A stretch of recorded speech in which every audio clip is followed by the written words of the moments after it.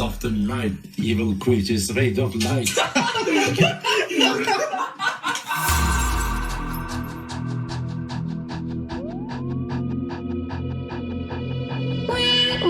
Discover in the end that our worst foe lies within. Our worst foe lies within.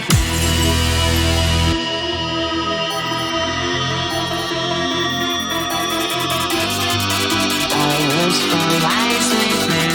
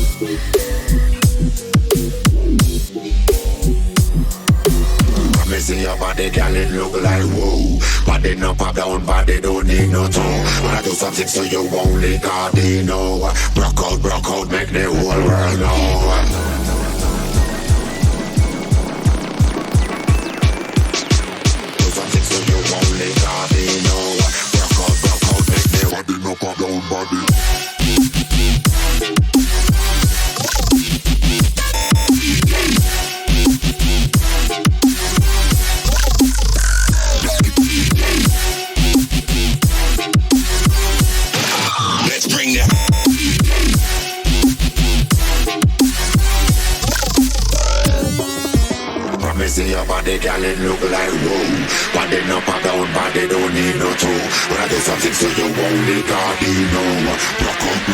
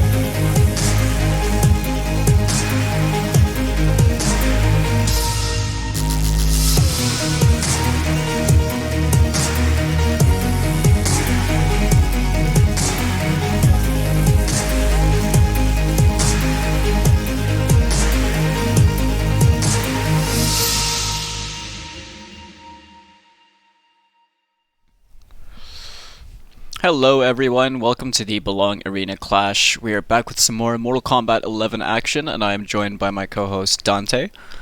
So what's going on, bro? Yeah, how's everything going? Are you looking forward to the matches that we have in store for us? I'm definitely looking forward to it. Like, we've got a big match tonight. We've got the Lionhearts playing. Yeah, represent. They're the guys. Mm-hmm. Lionhearts are my local ones. I'm totally not biased, not in the slightest. I want you to win. But they are up against the Enigmas. Right. And the Enigmas we've seen on the stream before. Strong. Very dominant showing from the man, the myth, the legend himself, Heroes NZ, and he was mercying everyone as well when he was playing. But I don't think he'll really be able to do that tonight. The Lionhearts, we're out of the group stages now. We're into the playoffs. So now we're in this single elimination format where these teams are basically playing for their lives in this tournament. All right, yeah, definitely. So everything is to play for now. That everything's on, like, the stakes are higher. Yeah. So maybe we might see less mercies and, like, disrespectful plays like that. And I think it might be more it's more serious now. Like, people are going to take it more seriously. The matches will probably be closer as well. That's true. We'll probably see, like, more comebacks and things like that. So I'm actually quite hyped for this. Let's now to avoid any confusion, the names of the teams at the bottom, that is not a lower bracket. They're all part of the same bracket, and the Guardians and the Nighthawks are up against each other. So we have the Tyneside Guardians up against the Norfolk Nighthawks. The match that we're going to be streaming tonight is the Milton Keynes Enigmas up against the London Lionhearts. And the other four teams that will be playing their matches tonight are Bristol Smugglers against the Bradford Rams and the Clyde Claymores up against the Teesside Steelers. If I say so myself, the Smugglers and the Rams is also, like, a match that could have been on stream tonight. But we've got the Enigmas versus Lionhearts. No one's complaining at that. But that other match as well, the Bradford Rams, I've heard have been very, very, playing very well. So and that would have been nice to see. It's going to be crazy to think, though, between the Clyde Claymores and the Steelers as well from Teesside, that one of those teams is not going to be progressing through this tournament as well, because we haven't seen Teesside Steelers play on stream. We haven't actually, gone through that, but we know that they won their group 4-0. Very dominantly as well. Definitely, yeah. But the match that we have in store for us tonight, we have the Enigmas and the Lionhearts. And to give you a bit of background on the teams, I'm not too familiar with two of the players on the Enigmas. It's just what we've seen on the stream before. But the Enigmas have Heroes NZ, who has been to quite a number of UK tournaments. He's been attended Versus Fighting and Revolver. Was he at the tournament that you was at on Saturday? He was indeed. How well did he do? I think he didn't do as well as he would have liked to. He was just outside of top 8, but the competition was very tough over there. Just outside of top 8 just isn't bad, though. Of it. And that was for he did win a qualifier as well for Celtic Throwdown, the Stafford qualifier, and he's definitely no slouch. He's a very strong player, very good neutral, and I know that he plays Liu Kang and he plays Cassie Cage as well. The Lionhearts, on the other hand, they're, as I said before, my local team. I've played quite a few games with these players as well. I have a lot of faith in Spyware and TQT and Alex, and I believe that TQT's definitely got a very strong Sub-Zero, so we're going to see some really, really good Sub-Zero stuff tonight. I do love to watch a bit of Sub-Zero, if I say so Spyware, myself. He plays Cassie Cage, but he also plays Shang Tsung, and a lot of Shang Tsung. Okay, I'd rather see the Shang Tsung over the Cassie Cage, I'm not even going to lie about that. I would probably prefer to see Shang as well. I mean, Shang's design in this game is amazing. He's a dark guy, man. Okay, so Alex versus Heroes NZ. Going to be our first match as well, and then TQT up against Jack-O-Lanterns. So it would be nice to see like how good like Alex is, because he just called himself Alex. Like he's just Alex. But like we know that the London Lionhearts are a strong team, so it's just like, you know, you probably shouldn't sleep on someone like that just because of their name. Just because you're unfamiliar with the name. It's definitely at this point as well in the league. It's best to not underestimate anyone. You want to be playing all of these matches really seriously, because you're playing to win. You're playing to go through and qualify so that you can be at the finals at Insomnia. You know, I-Series coming up in August, and that is where we're gonna have the finals in front of the crowd and on a stage and everything like that. But it really comes down to these moments, these real like gritty moments where these teams are going to have to start eliminating each other. We're going to start seeing players that we like to see who unfortunately won't be really making it through. Because now we're potentially seeing, you know, the Enigmas go down, who we won't see more of in going forwards, or the Lionhearts. Yeah, I reckon we'll see some closer sets, maybe some 5-4s, maybe like we might see a final first to two situation. We might see a few things like that, because, you know, they're playing to get to the offline, on stage, like big finals, and to call themselves the champions at the end of it. And this is what it all comes down to. Like these matches here are so important to like move on and, you know, solidify your team as one of the best in the whole UK. I mean, now that the group stages are over as well, it's like you're going up against the best teams who have made it out of the group stages from the other groups as well. These teams haven't played against each other before, but we're going to go straight into it. Alex on the Scorpion pick, and Heroes NZ on the Liu Kang. So what would you say this matchup's like? So it's I think this matchup is probably fairly even. I can't really imagine it would be in anyone's favor. But Scorpion does have access to teleporting on reaction to fireballs. Right. And on reaction to the fireballs. On reaction to the fireballs. No way. However, Heroes NZ is he has that in mind. You know, it's the classic. So you see those kicks. How many kicks can he actually do? Like, how many is it? Do you know the number? I don't know like, exactly how many, because it's just one input that brings out all the kicks, and then you can optionally amplify it to get the extra ones. But what Heroes was doing over there was he was using the amplified kicks to start building up the crushing blow requirement, as you have to amplify the kick 3 times. But a nice crushing blow. There's a really nice conversion as well from Alex.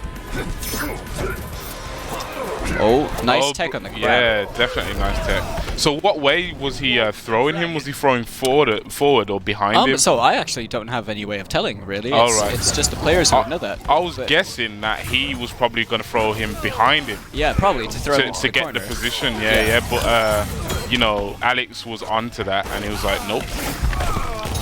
Now Alex throwing him back in the corner, going for the teleport cancel, which is available to Scorpion in this variation. His reborn Scorpion. Back throw. Nice block on the back 3. Look, he knew what way he wanted to throw it again. But maybe this is where Heroes probably... And now, the next bicycle kick is going to crushing blow. Oh, that was huge! The grab whiffed. Oh, an unfortunate drop. This is going to crushing blow. Wow. Big damage. Right there, evening things out. Oh, the roll into the fatal blow! That's done? You're not allowed to forward 4. Your meaties don't mean anything to me. But he is going to take the round, and now we're at 1 round apiece. Is that potentially more brutal than the fatality? Like, I mean, it may as well be a fatality, right? I can't imagine anyone like using their eyes after that. I want to know how many hits that kick can do. Great conversion there from Heroes.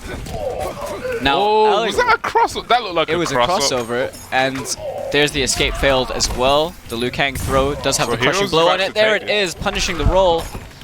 But he opted to go for the forward throw. Is this a different variation that we haven't seen? He's mercying? What? Okay. Heroes is crazy, and I love it. But you can do those kind of things just to get into your opponent's head, which that you can.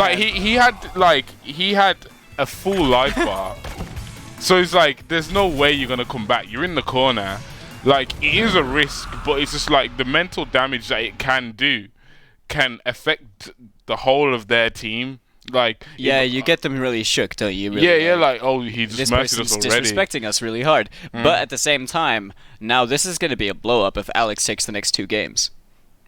Yeah. But then would he mercy him back? I don't know. Who knows? I would say it wouldn't be smart to mercy him back. I reckon just take the win. Just take the win. Just take it. But this is where it gets interesting because it's just like your pride is kind of on the line, kind of thing. Like it's like, oh, do you just forget that he mercied you, or do you get him back for it, or you gotta have that Vegeta motivation. You gotta go back at it. But that was a really dominant last round as well from Heroes.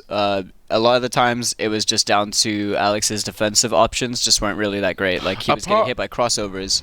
Apart from that though, like he got like kind of mixed up on the wake up and stuff, but it was a pretty close match until that last round. So that's why I was a bit shocked that he went for the mercy. And Alex switching over to Aaron Black. But the escape failed right there. The next throw is gonna hurt a lot from Liu Kang. I feel like Heroes' game plan here is to not give Aaron Black any distance to start doing his just definitely not give him the space that he wants. Yeah. Because I feel like Aaron Black kind of does need a little bit of space to get started. But when Liu Kang's all over you like this, it's like, how's he going to put down the acid? Like, how's he going to start doing those weird dropkick setups? How's he going to do that? See, look, and that's what he wanted to do. Gets caught by the fireball. Oh, dropkicked over the low fireball. He's going for it again. I don't see this matchup being good for Aaron Black, in my opinion. I think that, so if he's throwing the fireballs, Aaron should be using the scud shot to eliminate the fireballs. But there, that was from the escape failed earlier, that back throw crushing blows for 31%, but Heroes with a really dominant 2-0. And the mercy again. And there's a fatal blow. a bit too obvious there, but threw him straight away. I think this match is pretty much as good as over. Unless we're gonna see a true masterful comeback, that would be something. But and he just kicks his toe again. Just as I say it right there, Heroes NZ taking the first game of the series over Alex 2-0. But if you notice there, that game was so much more one-sided than the first one. Yeah, I definitely don't agree with the Aaron Black switch. It probably wasn't the best idea. I don't think, in my opinion, just looking how the two characters work, I feel like Liu Kang is the kind of character you would want to pick to counter the sort of Aaron Black playstyle, where he's of the keep you away. I'm gonna keep you away. I'm gonna put down acid. I'm gonna like all these kind of attacks that I need a bit of time to do. Like I want to pull out my rifle and start, just shooting people. Yeah. And I want to do these weird setups that just take a little bit of time. But Liu Kang's just in there straight away, fly kick. In there with the double fireball, and then he just comes in, and then he's got that constant pressure, low kick. You know what I mean? Like, so Liu Kang's forward 4 is it's a 2-hitting 9-frame mid, and that itself is it's very strong, especially when you're right up next to something definitely 9-frame mid, like other 9-frame mids in the game are like Cassie's forward 4, the kick that we saw a lot of. Jackie's forward 3 as well, and it's I don't think that Liu Kang is the kind of character I want next to me. He's the character I want away from me. He's not. And with Aaron Black, I think the game plan was kind of just expect the Liu Kang to throw fireballs and sit there and just scud shot them, just beat all of the fireballs. But if the Liu Kang gets in... Exactly. If he doesn't throw the fireballs and he just opts to play a different way, then you're kind of putting yourself into a really awkward position, aren't you? But I think that, maybe Scorpion worked out a bit better because you have access to teleport cancels as well. I think so, yeah. But, that was really well played by Heroes. It's nice to see his Liu Kang as well on stream. He was playing Cassie last time. I feel like Scorpion, as well, when he was playing Scorpion, he was he felt more comfortable, playing Scorpion, because, he was taking the throws and he was doing a lot of good stuff. But, it's when he switched to Aaron Black and he couldn't really get that Aaron Black game started, it's not like he didn't know what to do, but it's just he couldn't really do a lot because he had no time to do anything, because he was constantly on the defense from Liu Kang's fast attacks. Yeah, I definitely think it was such a momentum-based game as well. Maybe Heroes was riding the momentum of that final round from the game just before as well. Yeah, maybe the mercy did play a big part into it, and kind of tilted him. So it's difficult to say because in a first or two, you really have to think about the fact that if you drop the first game, do you want to switch to a different character who would favor the matchup more, or do you feel comfortable playing a bit more in that matchup?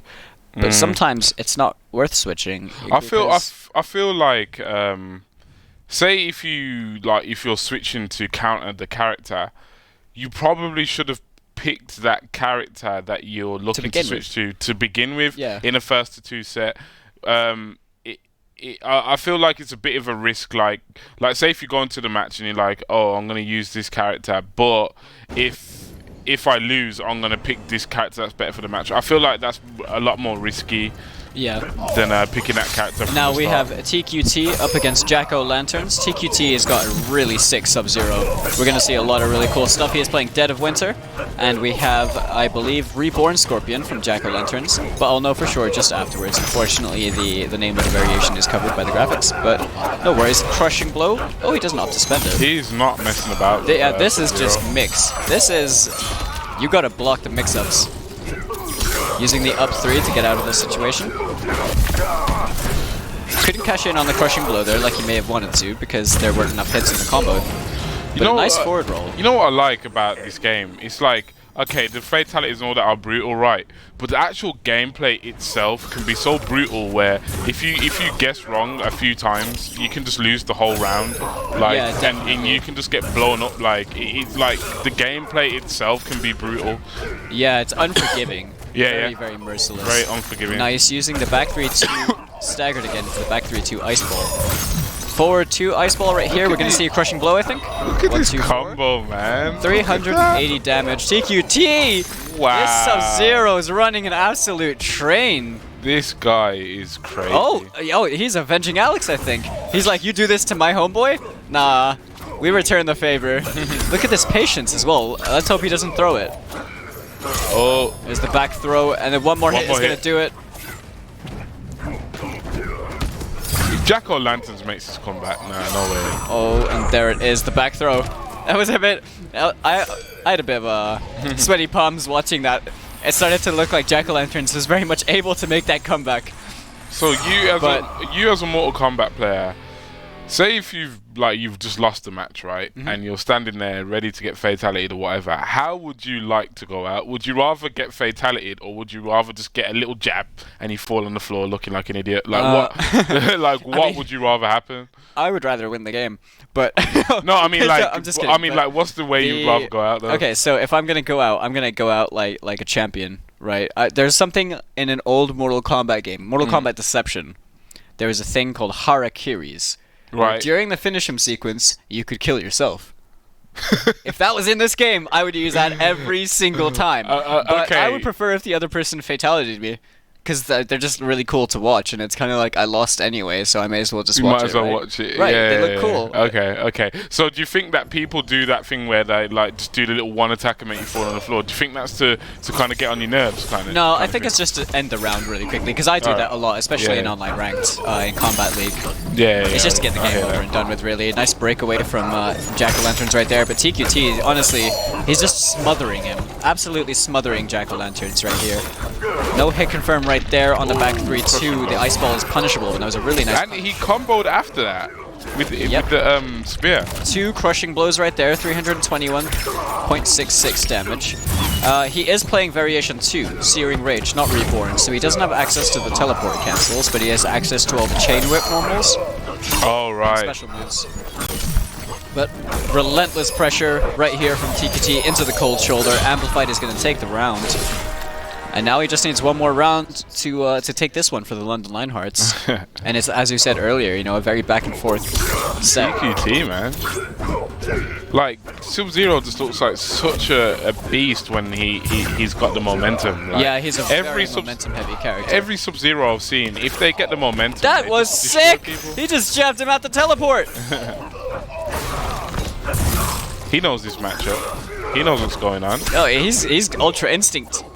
This is, like, opens up with the back 3-2. This is the classic MK matchup. Yeah, this is canon, isn't it? Down 2. Oh, using the throw to punish the roll. Smart stuff from Jack-O-Lanterns. Oh, Jack-O-Lanterns probably takes this round, though. Oh, nice block. No punish. Oh, and there's the down one. Can he punish that string? No, I believe it is -5 or -7. So it's not punishable. If it's -7, it's not punishable in this game. What's the fastest like attacks that you have? 8 frames, I believe. Jabs are around 8 frames. I think some characters might have 7-frame jabs, but there are certain pokes in the game, like Garrus' down 1, which are 6 frames. Oh, so he has like better punishment than everyone else, more or less. Well, it's all just dependent on the situation, really. We're going to see a crushing blow combo right here. 405 crisp damage. A nice crossover baiting the up 3 wake up. Acknowledging that Jack-o'-lanterns... Really, he was... that teabag was sick. That teabag was too sick. Air to air right there. That's going to close it. TQT making all the raids he needs to. Wouldn't that have been a sicker brutality, like if that move was a brutality right there? Oh, he messed up the fatality. Oh, right. He messed it up. He did. I know he did. He's pulling out all these sick combos and raids, and he messes up the easy part at the end. I'm watching you, TQT. I'm watching you. But you know, it was. I still really think that Jack-o'-lanterns did well in the match. Yeah. It's just Sub-Zero is a very momentum-heavy character in that variation in Dead of Winter. It's all about, you know, shutting down your opponent's play or shutting down their options. You know, Sub-Zero also has access to when he hits the ice ball.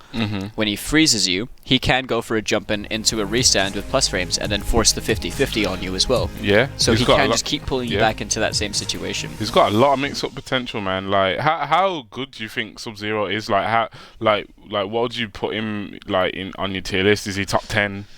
I think at least. I think Sub-Zero is like, I don't know about top 10 because I haven't really thought about the top 10. You haven't thought about the top 10 yet? I think he's just a good character because everyone's kind of battling for those positions, really, aren't they? I think he's a solid character. He is a new game. He's definitely a solid character, but he also has issues that are, you know, they can't really be overlooked. Like the down 1 that he has, the low poke. It's a mid, but sometimes it can get low profiled. So he does have some slight issues in regards to that. He doesn't get the most damage off of his freeze combos, but understandably due to scaling. Is that like a bug, like that it gets low profile? I think so. Yeah, it couldn't really be. Is it something that should be like? Would you say, in your opinion, should get patched? Like, for sure, like because it should. If it is a legit mid, it's not like. Is there anything called like special mids in this game where they have properties of a low but they're mid kind of thing? So in NetherRealm games, lows can be considered mids in a general, like in a broad sense. Right. Sub-Zero's back 3, the leg kick, the low leg kick that he has is considered a mid usually. Right. So it doesn't get low profiled ever. No, it can't. Right, literally cannot be low profiled. But Sub-Zero's down 1, sometimes it does happen. It's like a really finicky situational thing. Right. But I'm not a diehard Sub-Zero player, so I don't know all the really, really like in-depth problems that the character faces. I do know that I play often with Sub-Zero players. And they complain about that. I also play Sub-Zero in Kombat League, but I don't think I just restand people into 50-50s. Yeah. But like, apart from those like relatively smallish issues, he is a strong character. Oh, he's incredibly strong. And I think Dead of Winter is definitely a really strong variation, especially because... Is that the underutilized one? He's like it's the more common one, I believe. This is the more common one. Yeah, oh, okay, so you only have access to 2 moves in the actual variation. One of them is a 2-slot move, which is your meter burned ice ball, your amplified ice ball. It becomes a mid instead of a high, and it eats all other projectiles in its path. All right. And the cold shoulder, which replaces his slide. Okay. So the cold shoulder is what you saw TQT ending his combos with, where he does the shoulder charge into the axes and knocks him back down.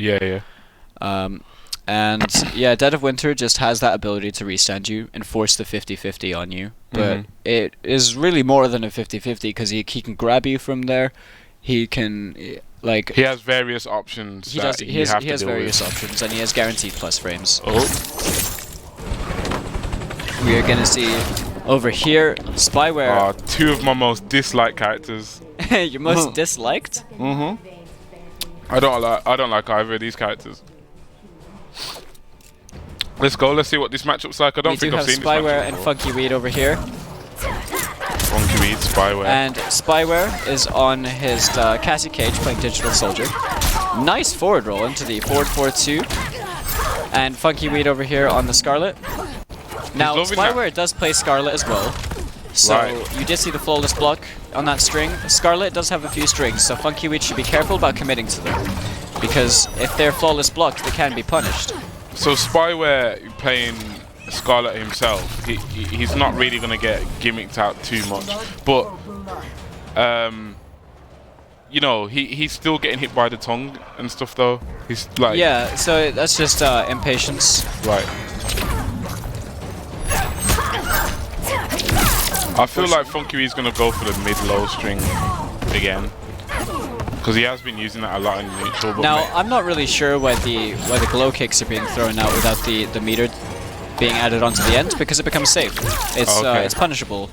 Maybe saving a meter for something else. Maybe, but it's better to just not take the punish, just to keep yourself safe, really. A nice opening with the forward 4-2. We're going to get a quarter combo. Drops it, unfortunately. Probably feeling a little rusty. Cassie's looking away as she shoots the gun. She doesn't need to look at it. She's no-scoping. Yeah. Opened up again with that 9-frame mid, that forward 4 into the nut punch. Okay, was that a mix-up, or could she get something guaranteed off? So it's only, I think it's +2 or +3, so you don't get so you don't get anything guaranteed. Yeah, but you can throw out forward 4 because it's a 9-frame mid and it's neutral on block. Yeah. Nice use of the back 2-4. Right there, we're going to get the corner carry. Oh, drops the combo, unfortunately. And there's an escape failed as well. This is a close match. Nice down 2. Who's going to win, Funky Weed or Spyware? I have no idea at the moment. Oh, Spyware though. He's got something to say about that. Fatal blow on deck for Funky Weed. The walk up. The throw the fatal blow is something to worry about. The flawless block. Baited it out. Wake up. Baited it out. Nice duck on the throw. Acknowledging there's probably only one thing they want to do. Little jab. And Spyware looked a little shaky in the beginning of that. Yeah. But definitely pulled it together in the last round. Funky Weed, I'm actually quite impressed with the Scarlet play that we're seeing. I think that maybe they should be opting to use some different moves with Scarlet. Possibly just kind of playing outside of that range of Cassie's forward 4 and her back 2. But then you're also you're there with the threat of her just firing the low gunshot. It's not low, but it lowers her body. So if the Scarlet tries to use Blood Ball or the straight Bloodshot, she can be low profiled by Cassie's gunshot. Right, and she would lose that trade. However, see, I don't really feel like this is necessarily a zoning kind of matchup, but Funky Weed was playing Variation 1 for Scarlet, Heart Pierce, which has access to a parry as well. Alright. So if you're aware of the gaps that you can parry in, or maybe enforcing the parry more against a player who might want to press a lot of buttons against you, and Cassie has very good normals, very fast normals, so the parry could work in your favor. Right. But it's definitely not easy to fight against Cassie Cage, nor is it easy to fight against Scarlet. We'll see what both players have in store for us right now. I feel like Funky Weed's going to that mid-low string a lot, but like Spyware is like slowly catching on to it. Like he did just get hit by it there, but I feel like he's kind of relying on that quite a bit. Yeah. So Funky Weed's actually losing out on a fair bit of damage from the hit conversions off that string. And that probably missed the flawless block on that final hit. But Funky Weed's still putting up a fight though. He doesn't look like he's flustered by the last match. But as I say, that big combo coming in from Spyware. Into the nut kick. Oh, nice bait it out! What a smart bait! Walk what up a smart and block. bait! Because he knew that he was going to try panic because he had to get out the mix-up. And when you're only minor in your plus frames, when you're only +2 or +3 on that nut punch, your opponent can disrespect you. So really smart stuff from Spyware to bait that out. Using a lot of normals, just frustrating Funky Weed right here, but there's the crushing blow in that forward throw. What a beautiful animation. Patience in tournament goes a long way sometimes. It does indeed. The down 4 into the gunshots, that was some saucy stuff. Like, we know you want to win, but like sometimes just being just a little bit impatient can cost you a whole set. Oh yeah, especially in the first two. And it's the worst. It's the worst feeling losing a set when you had control and you just wanted to close it out too fast, and you slipped up just a little bit. That was a really big combo drop, unfortunately, from Spyware. The down 2 crushing blow, you know, they could have killed with the combo. No punish on the gunshot, probably. I love how, like, Cassie can shoot you and you can just block the bullet, like yeah. Oh, see? He flawless block up 2 and it whiffed. Cassie's up 2 is very much like her cartwheel kick from Mortal Kombat X. Oh, he baited and he cancelled the guns. Spyware was just on to the panics. Like, he knew that Funky Weed had to panic and do something, and he just wasn't gonna like overextend at that point. Because why would he? Like, because if he did, it would have given him momentum. Yeah. And you know, it could have potentially tilted him. It resets the situation, doesn't it? When you get the fatal blow, it changes just any form of momentum. It kind of gets stopped in its track. Things reset back to the neutral, and it's about, you know, over 30% unbreakable damage as well that they have to hold. So 2-1 to the Lionhearts so far. Like, those were 2-0s, but they were pretty competitive 2-0s. We got Alex, who did lose his first set, but he's going against Jack-O-Lanterns now that lost his first set. Are we going to see a Scorpion mirror? So this is like...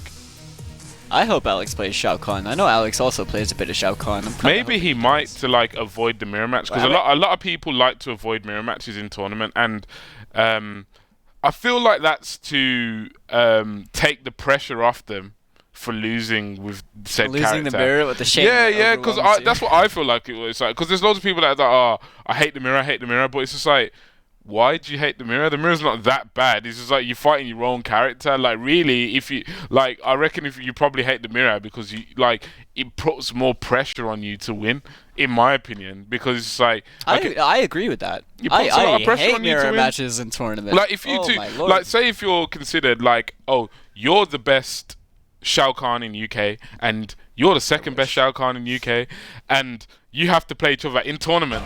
Like, that's like that if I had to fight against video game CEO, he would destroy me. That is pressure, because whoever wins gets bragging rights. But the Scorpion mirror is on. It is on happening. Right now. It's taking place. I don't even know who's who right now. We have Alex over here in the base Scorpion colors.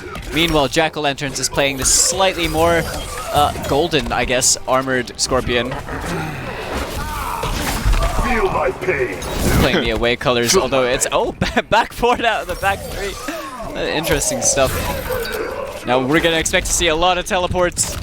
And they're both using the same variation as well, aren't they? I think they are, yeah. So both have access to the teleport cancels, but Alex right now is just proving. Oh my lord, what happened? Alex showing. He just teleported on a teleport cancel. Showing real dominance right there. Yeah, my brain is confused right now. So Alex is the one. That was sick. Alex is the one with the red like under under his yellow. There's the escape failed. Ooh. Rips out his belly. And the damage over time as well is gonna add on. What's that stick that he stands on? Firm. Oh, is it his sword that he stands on? Yeah. Alex is blowing up Jack-O-Lanterns right now. Jack-O-Lanterns need some momentum. Oh, Alex and is going through that redemption arc. No anti-air there, and he gets thrown. Oh, unfortunately, we didn't get the brutality on the back throw. I love the brutality. And that was like such a hard throw to guess, because it's like you're in the middle of the stage. So what way is he gonna throw you? Is he gonna throw you forward or backwards? It doesn't really matter. First things first is you're trying to understand that or make the read that this person is gonna throw you, right? Yeah. And then you're like, okay, which direction are they gonna throw me? If they're in the middle of the stage, though, to me, the mix-up like is harder to guess, because it's like you're in smack bang. It's the truth. Well, like it's a 50-50 anyway, but it's like if you're in the corner, like they're most likely trying to throw you into the corner. Most likely, there's probably about a 70% chance out because they want to keep the pressure, right? Yeah, they want to keep you in the corner. But like if you're smack bang in the middle, it's like they could throw you whatever way they desire. It's not going to affect like them at all. So and there are ways to actually beat the throw. So if you do make the read and you know that your opponent is going to throw, what you can do is you can commit to neutral ducking, which is just holding down without pressing block. Same way as Tekken, you just neutral duck, it will avoid the throw entirely, and you can punish it, or you can neutral jump, and then you can punish it on the way down. So is Jack-O-Lanterns going to get some momentum started here? Because Alex Love to see really Caught strong. not blocking his watching his toes.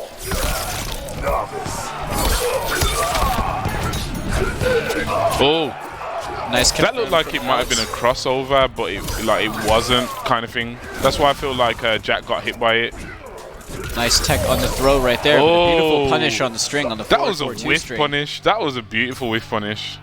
The Scorpion special backdash teleport. Oh, you're whiffing. Let me just go behind you real quick.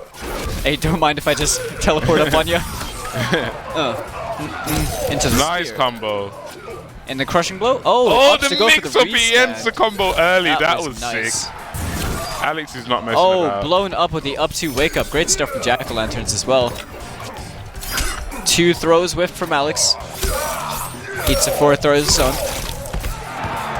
Health bar is looking pretty even right now. Yeah. That is unsafe. But he just got caught yeah. not blocking low again. And again. It's funny that even Scorpion players lose to like Scorpion strings and stuff. That you would expect them to be very good against those kind of things because they play the character, but it's still hard to react to. Not like this, Alex. Easy. Oh, there we go. He finally got it. But I agree with you. It's when you're playing against the same character, you should really know how they're gonna open you up. I still don't understand how his spine is still there.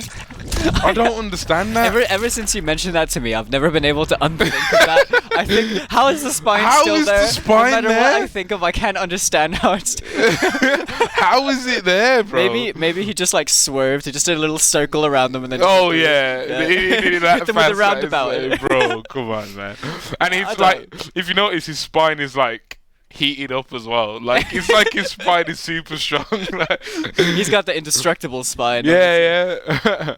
Well, I don't really know. Maybe it's something to do with flesh and bone, about which gets burned or deteriorated faster. The only thing I could think of is that obviously Scorpion can teleport, so he can somehow teleport his way through, so the spine is still intact. Kind of thing. That's the only way I think of it. But the London Lionhearts are now 3 games, and the Enigmas have 1 win to themselves. The next match is going to be pretty good as well. The Enigmas aren't playing that bad. They're just they get a little bit of momentum and then it just gets killed. And then it's they get a little bit of momentum again and then it gets killed. It's just they've took a game, so they've showed the Lionhearts that they have the potential to take games, but you can't just prove it once. You have to prove it time and time again in a format like this. So we'll see if they've got the composure to bring this back, because at the moment it is looking a bit rough, but they are having some sort of success. But I think the 3 last losses, was it all 2-0s? Yeah, I mean every game so far has been a 2-0. This is what I mean, man. So I feel like they've got the potential to make this a close set, though. So let's see what happens. But we have TQT up against Funky Weed, I believe. And this TQT guy, you don't want to mess around with this guy. He is also the meme lord of the NRS community. He'll mash you up, bro. As soon as you see that blue outfit, you should be scared. You should be very scared. Now, I don't know how confident TQT is up against Scarlet, but I do know that Spyware is playing Scarlet as well. I think we saw this matchup before. Oh, he's playing Variation 2 this time, so he doesn't have the amplified ice ball. Oh, right. But he has the slide, he has the air axes. Well, why do you think he picked that? Is it something specific in the matchup? Is it to go under the tongue? It could be. Well, maybe not under the tongue, but under her other options. All right. And it could just be, slide as a very fast move as well. It can be used to punish a lot. That was beautiful. Over the tongue, punished with the axe. So I think earlier in the season we saw this matchup and it didn't go well for Sub-Zero, but over here, TQT is a different player. He is a dedicated Sub-Zero. Yeah. He looks like he understands the matchup better. You see that? He blocked the tongue and he went straight for the slide and it worked. I don't know if it probably wasn't a punish, but it was an option. It definitely wasn't a punish, but it was a good option to close the gap, and he did catch Funky Weed not blocking low. Do you think if he does the tongue at a closer range, that the slide actually will punish? Yeah, definitely. That might be a thing. I think it would come down to a flawless block into a slide, but It's pretty easy to flawless block the tongue with enough practice if you drill it a few times. That might be a thing in this matchup, honestly. But TQT's health is looking really low right now, despite what's been happening this round. He's about to lose his first round. Funky Weed just taking that round. Wow. So TQT loses his first round, so he can bleed himself. So let's see if this affects him or he just dominates how he normally does. So that ice ball hit Funky Weed there. Why didn't he freeze? Because he managed to block it in time. He recovered from his projectile. Oh, I thought it hit him. Oh, right. Oh, overhead. Overhead into the low, right there into the slide. Oh, unfortunately, doesn't hit confirm the jump in, but the forward throw. TQT needs to take advantage of this position, but he's he still switches. at a life deficit. You know, he's just not getting the damage. And he's I think pretty that even at the variation moment. 1 is the way to go, but that's got a crushing blow. Wow, that did Never so mind, much damage. Just ignore what I'm saying. Oh, he whipped the fin! He blocked it. He blocked the slide. This is getting close. Fatal blow on deck. Is he gonna? Wow! Oh, the roll into the back 3 fatal blow. The roll was too good. That roll was too good. He's like, oh, you want to close out this match right now? Watch this roll, bruh. And I'm gonna fatal blow you in the back. Thank God he didn't mercy. Because if he mercied, I would have all my money on Funky Weed taking it. There's no way he was mercying. Funky Weed was gonna fatal blow him. You know his heart was pumping in that match because it was one decision away from him losing. But the funky roll, like the funky roll, the roll. We'll go with the funky Should roll. call it the funky roll now. But yeah, like the roll was such a good decision because it was like the distance that Scarlet was at. He could kind of tell it's like she's going to attack me with one of those long range pokes. Yeah, just something to try to close it out. And he analyzed the distance. He was like, okay, there's probably a 90% chance he's going to go for that. Let me go for the roll. It's not going to work. And then if he does, if he guesses right, he gets a punish. And he was right. He was absolutely right. And he made that clutch read. So now that's going to be in his head, Funky Weed's head, that you know, the roll is an option to blow him up on wake up, and maybe he might be more you know, tentative on on wake up and stuff. Yeah, for sure. The wake up roll can be beaten with throws. Yeah. As well, so we'll see how Funky Weed, deals with the situation. Perhaps going for a meteor, trying to challenge him is not the best idea.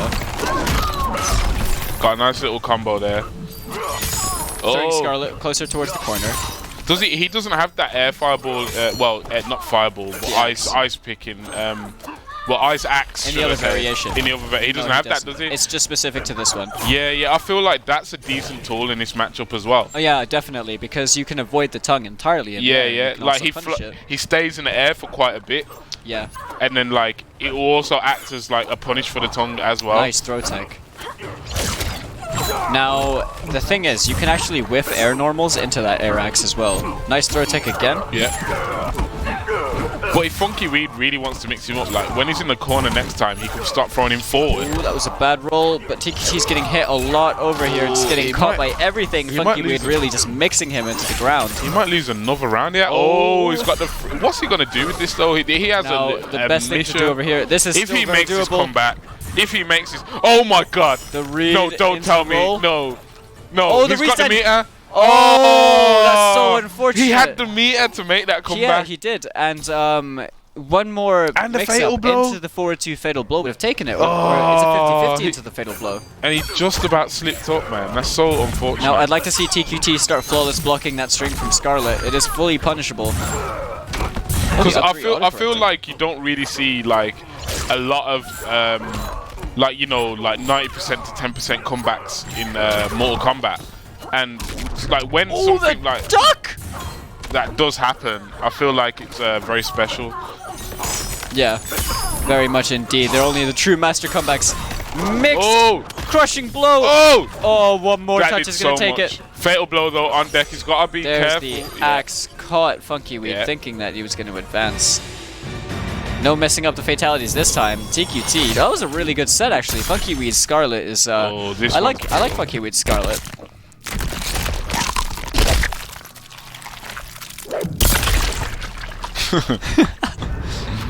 It's so cool how he makes the clone with the polearm already out, so when he slides you into it, you just land on it.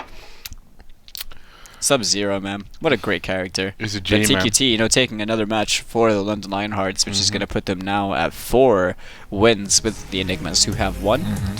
But the next match we have is going to be Spyware versus Heroes and Z, which is going to be a pretty good match, I believe. The Lionhearts, though, man, they're so dominant. Because last time we saw the Enigmas, they were so dominant. And it's just like, the Lionhearts now, it's like a different level. It's like, they're showing that there is levels to this. Like, it's not a joke. We've got, you know... They're playing the team format very well, where what this comes down to is really just, you know, it's a round-robin format, and you're playing against every member of the opposing team. And so they're very aware that if they win their relevant matches, then, you know, they're going to progress, but it's okay to drop a set in the very beginning. They changed everything around. They turned it entirely on its head. That's what I was going to say. I was going to say, like, the fact that they lost the first set, like, 2-0, and then there was like, oh, okay, that was a warm-up. That, like, we was just warming up. We was just analysing your skills. Throwaway game? Your skill level, quick time, you know what I'm saying? And then, boom, like, it's like, okay, we know how you play. We know your characters. And we're just gonna dominate from here on, and you know, that in itself is it's kind of scary. It's like the fact that they can just lose like one match and be like, okay, you lot ain't winning one more match, like that kind of thing. Like, yeah, I feel like that's very good that they can do that sort of thing.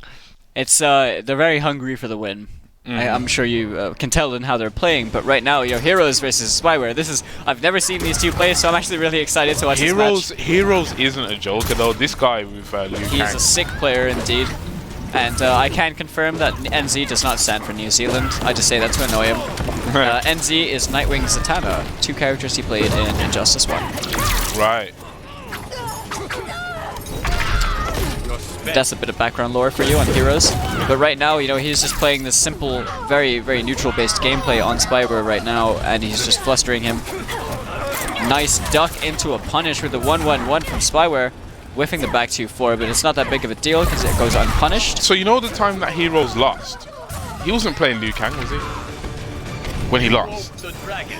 He hasn't lost. Oh, he hasn't played again since, has he? Nope. Has he not played since he hasn't won? Played against TQT, no. Oh, he's only played the first match against Alex, which he won 2-0. No way, no way. Okay, so... Oh, down 4, got shot. He's the...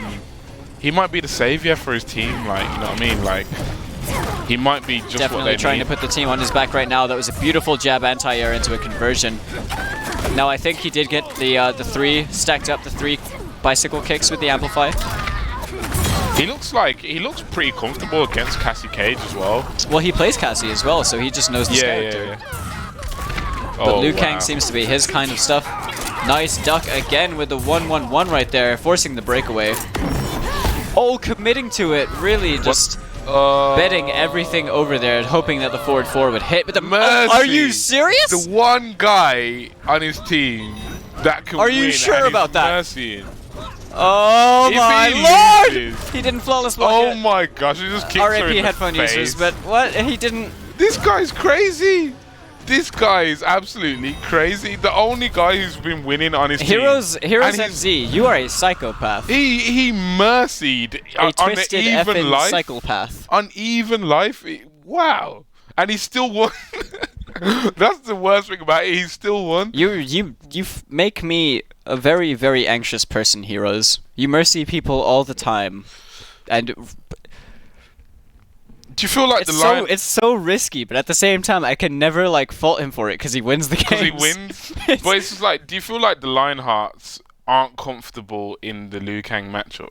Do you think that's like it's like one of those matchups where Liu Kang's it's like, just a tough character to fight, really. Just in general, it doesn't matter if you know the matchup kind of thing. When you're a player of Heroes' caliber, you know, you're just kind of.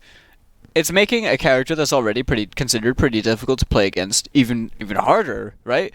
When they're being played in neutral, but I think, you know, I'm pretty sure the Spyro would switch to Shang Tsung. I can't really imagine him wanting to play Cassie in this matchup, but he could play Scarlet as well. He is playing Shang indeed, but young man... I got my money on Heroes though, man. I don't think you can touch this guy. Look at this guy. This guy's a beast. That was a standing 1 Sparks. That must have been an input error. Hold the mix. Is Hold that a the low? mix. It is a low indeed. Wow, he just literally stomped him through a portal. Caught Like, with that the low. is just taking the mic, mate. Again with the low into the corpse drop. Nice block as well on the flying kick. Unfortunately, didn't punish the Hell Sparks. He took his soul, but like he didn't like. Oh, the 1-2 wake up to stuff the back 3 up 4, I believe. Caught with the sparks. This is opting not to spin the meter. Fatal blow on deck. That could have been an anti-air fatal blow. Oh, caught with the back Wow. 1 down 2 crushing blow. I believe it is back 1 down 2. That was the overhead, right? Yeah, so the crushing blow only triggers when it's only the overhead that connects. Heroes kind of slipped up there because if he did the fatal blow anti-air, like he would have just took that match. But I feel like he didn't really want to spend the fatal blow, so that's why he probably lost that round. But he's actually getting blown up right here by Spyware. Nice tech as well on the throw. 1-1-4. Oh, that was risky. I think he tried to catch him trying to counter poke or press a button. Oh, nice throw there. He didn't expect the throw into the corner. Oh, definitely crossover. tried to anti-air.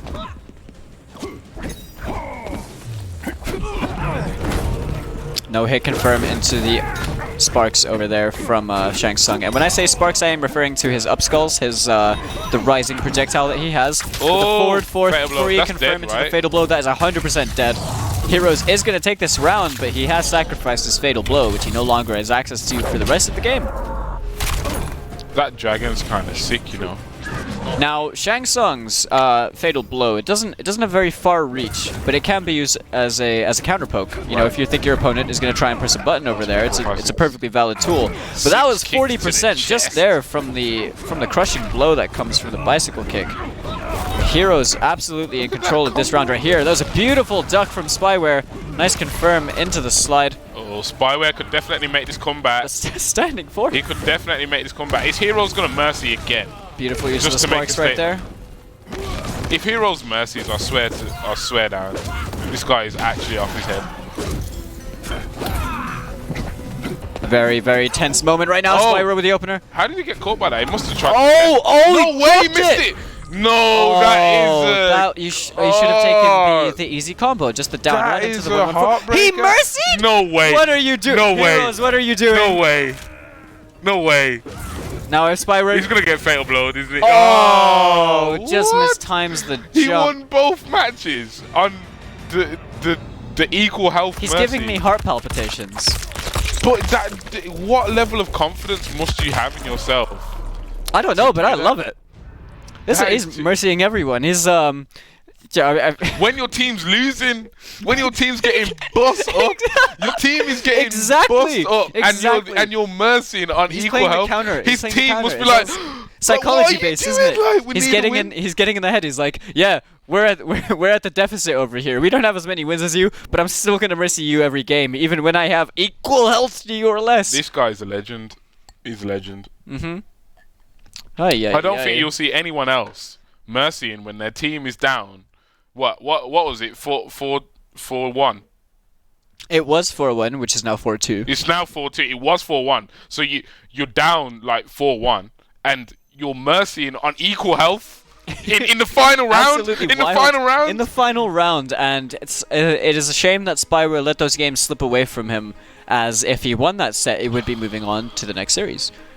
Because Lionhearts would have their 5. But these Lionhearts are looking at it like, okay, Heroes is the only guy who can beat us, really. So let's just get this last win. Well, we don't really know because but you Alex don't know and that. Funky Weed have both shown to be. Yeah. This is what I mean. Like they they can't just take it as they're definitely going to win this next match. That's not the case. You can still lose. Yeah, very much so. So they've got to still play on point and still respect the skill level. And I feel like that's another thing in tournament as well. If you don't respect your opponent enough, it can come to haunt you, kind of thing. Like it can blow up in your face. Yeah, because but at the same you time, have to respect everyone. Too much is also a problem. Yeah, if you respect someone too much, but I mean, if you show no respect all the time, it's like, oh, you just like, this guy's trash, he can't beat me. Yeah, like you can. Oh, Alex, I believe, is playing Raiden. Oi! This is the first time we've seen Raiden on stream. I love Raiden. Okay. I'm actually gassed. Let's go. But it could be. Oh no, it's Funky Weed that's on Raiden. Is he playing? But Has he picked was the wrong just character? standing still. Has he picked the wrong character? He may have. Oh, Although man, Raiden is very far away from Scarlet, it seems that we have absolutely nothing going on. From there, we. It was, yeah, it seems it was probably just a mispick on the character select. You know, when you. But we'll just get that reloaded for you as well. Broken my heart. And poor Dante. He was looking forward to watching some Raiden, but I just wanted to see one match at least of Raiden, even if he got bust up. I just wanted to see it. Like Raiden is so cool. We haven't seen one Raiden on stream. That's he's true. so cool. That's true. It might be like trash, but he's so cool. And it was a wrong pick. Like. No, what a shame. Oh, that is such a shame. That is definitely such a shame. But we know that Funky Weed does play Scarlet. Right, yeah. Although Scarlet is about here on the roster and Raiden is about there, so I'm very confused as to how there was a wrong character pick. Unless Funky Weed got timed out, maybe. Maybe. Like, it's like Raiden wanted, like, the default picks. Like, you know, like, say when you go to the character select screen, is he, like, the one that the curse is on already? No, it would be on either Scorpion or Sub-Zero. Oh, right, they're both on the end parts. Mm-hmm. That's just, I don't know. I don't know. Maybe he got scared to lose with Raiden, so he's just like, oh. Option selected. Like, I picked Raiden, but it was a bad idea, you know. I need to switch. But yeah, I don't really see. I don't really think that Funky Weed would play any other character in this matchup. I think, well, maybe unless they're not very confident in Scarlet, because their full screen game is effectively shut down because there's the threat of the Scorpion teleport. That's why I got a bit gassed though. It's just like, you picking Raiden, like, really, like, out of nowhere, like, what? Like, you know what I mean? But, you know, it was too good to be true. Too good to be true. We're just waiting to get back into the match. So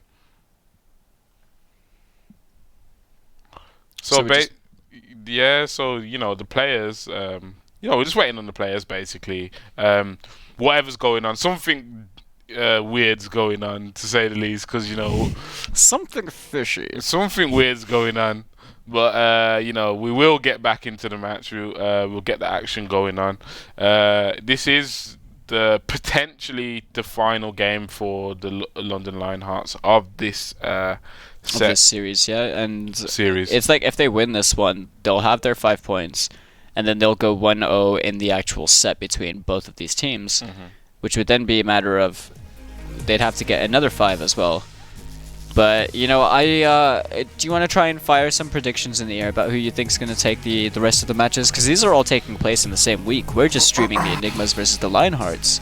So, let's say the Guardians win their match. Yeah. I don't know, but I'm just guessing. Let's say, in theory, the Lionhearts win this match. Yeah. So that'll be like Guardians versus Lionhearts. But let's say the Rams beat the Smugglers. But that's going to be a good match, though. That is definitely going to be a good match. But so I think, honestly, like, I think the Smugglers wouldn't really have too much trouble with the Rams. Scare tactics is constantly improving, constantly, and I saw, you know, Omega Donai and AKA Fire were both the versus fighting as well. How well did they do? I don't know where they ended up placing, but I do know that I was watching Omega Donai play as well, and he was doing some really good stuff. So he's also leveling up, and AKA Fire is continuing to level up, as you know, sticking to that Sub-Zero. So I think the Smugglers have a pretty solid team. They're a pretty solid team. The Clyde Claymores and the T-Side Steelers, I'm not too sure about because I haven't seen the T-Side play before. But I know that the Clyde Claymores have Nausea, Scott the Scott, and Essler as well. Right. So what are your predictions then? So, like, my predictions, like, this is from a less educated Mortal Kombat player. So my predictions are, you know, Guardians, Lionhearts. I did say the Rams, so I'll stick to that. And let's say the Steelers. Those are my predictions. So what would your predictions be? So I think I haven't seen the Nighthawks play, I don't think. So they're kind of a wild card. We've seen Tyneside play, and I believe they had a player called Liam who had a very good Garrus. And so that one's kind of up in the air for me. I'm just gonna take a wild guess and say Guardians, as I've seen them play before. Right. But you know, in the next set of teams, it's the way this is going right now, maybe the Lionhearts. You know, because they seem to be winning on opponent's basis, where they, even if they're dropping sets to Heroes and Z, they're not like at the point deficit because they're winning against the other two players, Funky Weed and Jack-O-Lanterns. Right. But the Enigmas can very much turn that around on its head as well, and bring just as much of a threat to the Lionhearts. But we're gonna get back into the game right here. Sorry about the delay. We do have the Funky Scarlet. The Funky Scarlet, yeah. Forcing the breakaway straight away, but the escape failed right there. Now that was really clever. Alex opting to forward throw over there because the back throw was a bit too obvious and got teched. But Alex just needs a forward grab to trigger the crushing blow as well on the throw. It is going to deal damage over time, but that was a really nice teleport. Unfortunately, it doesn't get the punish on the spear.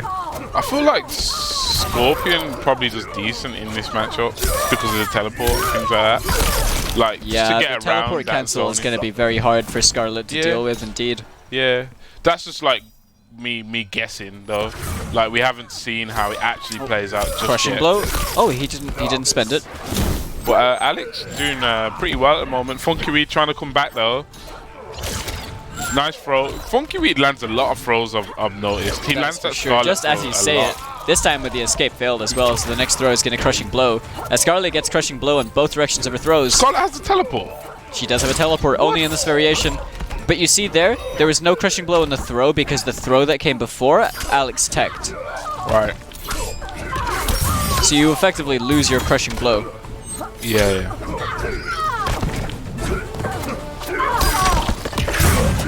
Oh, the teleport cancel, teleporting himself into the corner. You can see a back throw over there, probably to keep it unpredictable. Alex, got caught letting go of block a bit too early. He can still like win this. Oh, nice throw punish on the teleport as well. Funky Weed with these throws, man. He's so now, Alex good being a bit risky over there as well. I didn't really feel the need for the teleport. You can kind of hold it and react to something just like there. Although instead of cancelling it, you want to let it rock because you get the full combo.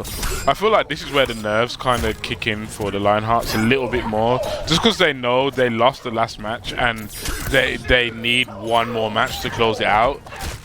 This is where, in my opinion, Funky Weed should try and like definitely break Alex's mind a little bit and just nice tech. Oh, that was beautiful. Reacting to the back two, the backdash into teleport. But yeah, like you were saying, Funky Weeds is getting a lot of throws.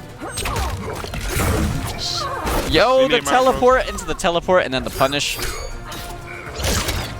Reversal throw punish right there. Like, most of Funky Weed's offense has literally been throws, and Alex hasn't guessed right on any throw techs at all. I don't know how you can guess wrong. Oh, jabbed out of the fatal blow. Oh, no punish on the teleport. What? No. Down 3 fatal blow. Alex is... Oh! I can't tell if he's the most big brain player in the world. Wow. Or... Don't mercy. My brain is eggs that have been freshly scrambled. So here's a little topic that I wanted to go into about with you, right? So in fighting games, there's always a few characters that people think carry, right?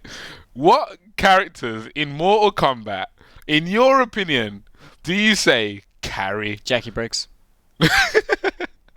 Okay, Jackie Briggs straight away is a carry character. So, if for anyone who doesn't understand what I'm talking about, a carry basically means this character allows you to win without the necessary fundamentals to be said player.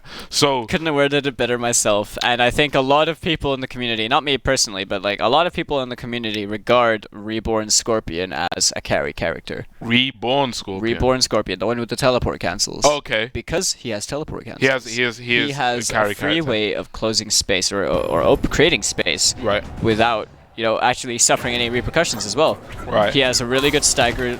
He's got very strong mids, high damage. Yeah. That was a beautiful punish with the spear as well.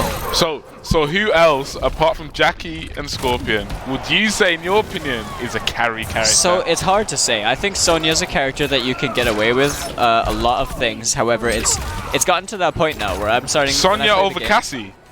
As a carry character. because bad Cassies are easy to exploit, but bad Sonyas can still beat you. Really? Yeah, because she has energy rings and easy crushing blows and stupidly high damage. Remember, but this at is the same all... time, it's like, I can't... This doesn't go for everyone that plays these characters. Yeah. It's just, they're characters that are a lot easier to get your win with. Garrus, Garrus is a huge example of a character that can carry people. In my opinion, like, as soon as I thought of carry character for Mortal Kombat, the first character that came to my mind was Garrus. Yeah, Garrus, because he just has counter hit crushing blows. Yeah. Alex has tried that mix-up a few times throughout the night, where he's done the jump forward's nice punish as well on the teleport. It's probably just going for the guaranteed punish. Didn't want to drop anything, just wanted to close out the round.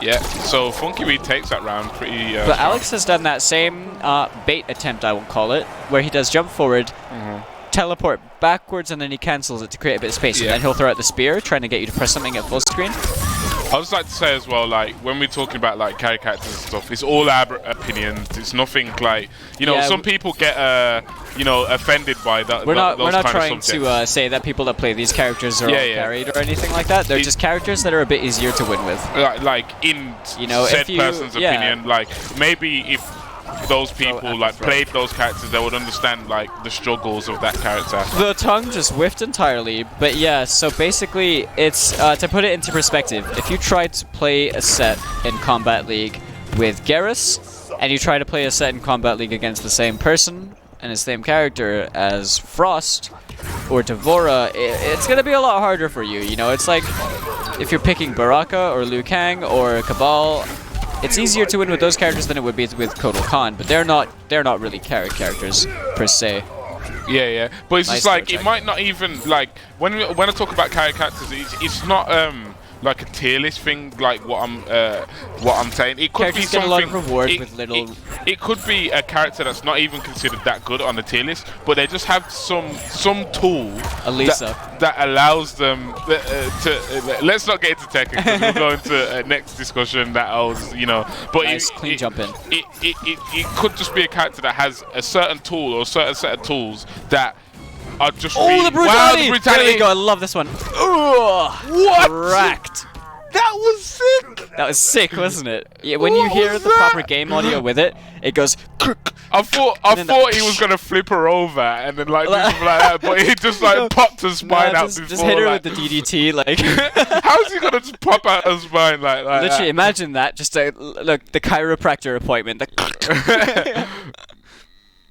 That was actually sick. But Alex taking that 2-0 as well over Funky Weed. They have their first point right now in the set.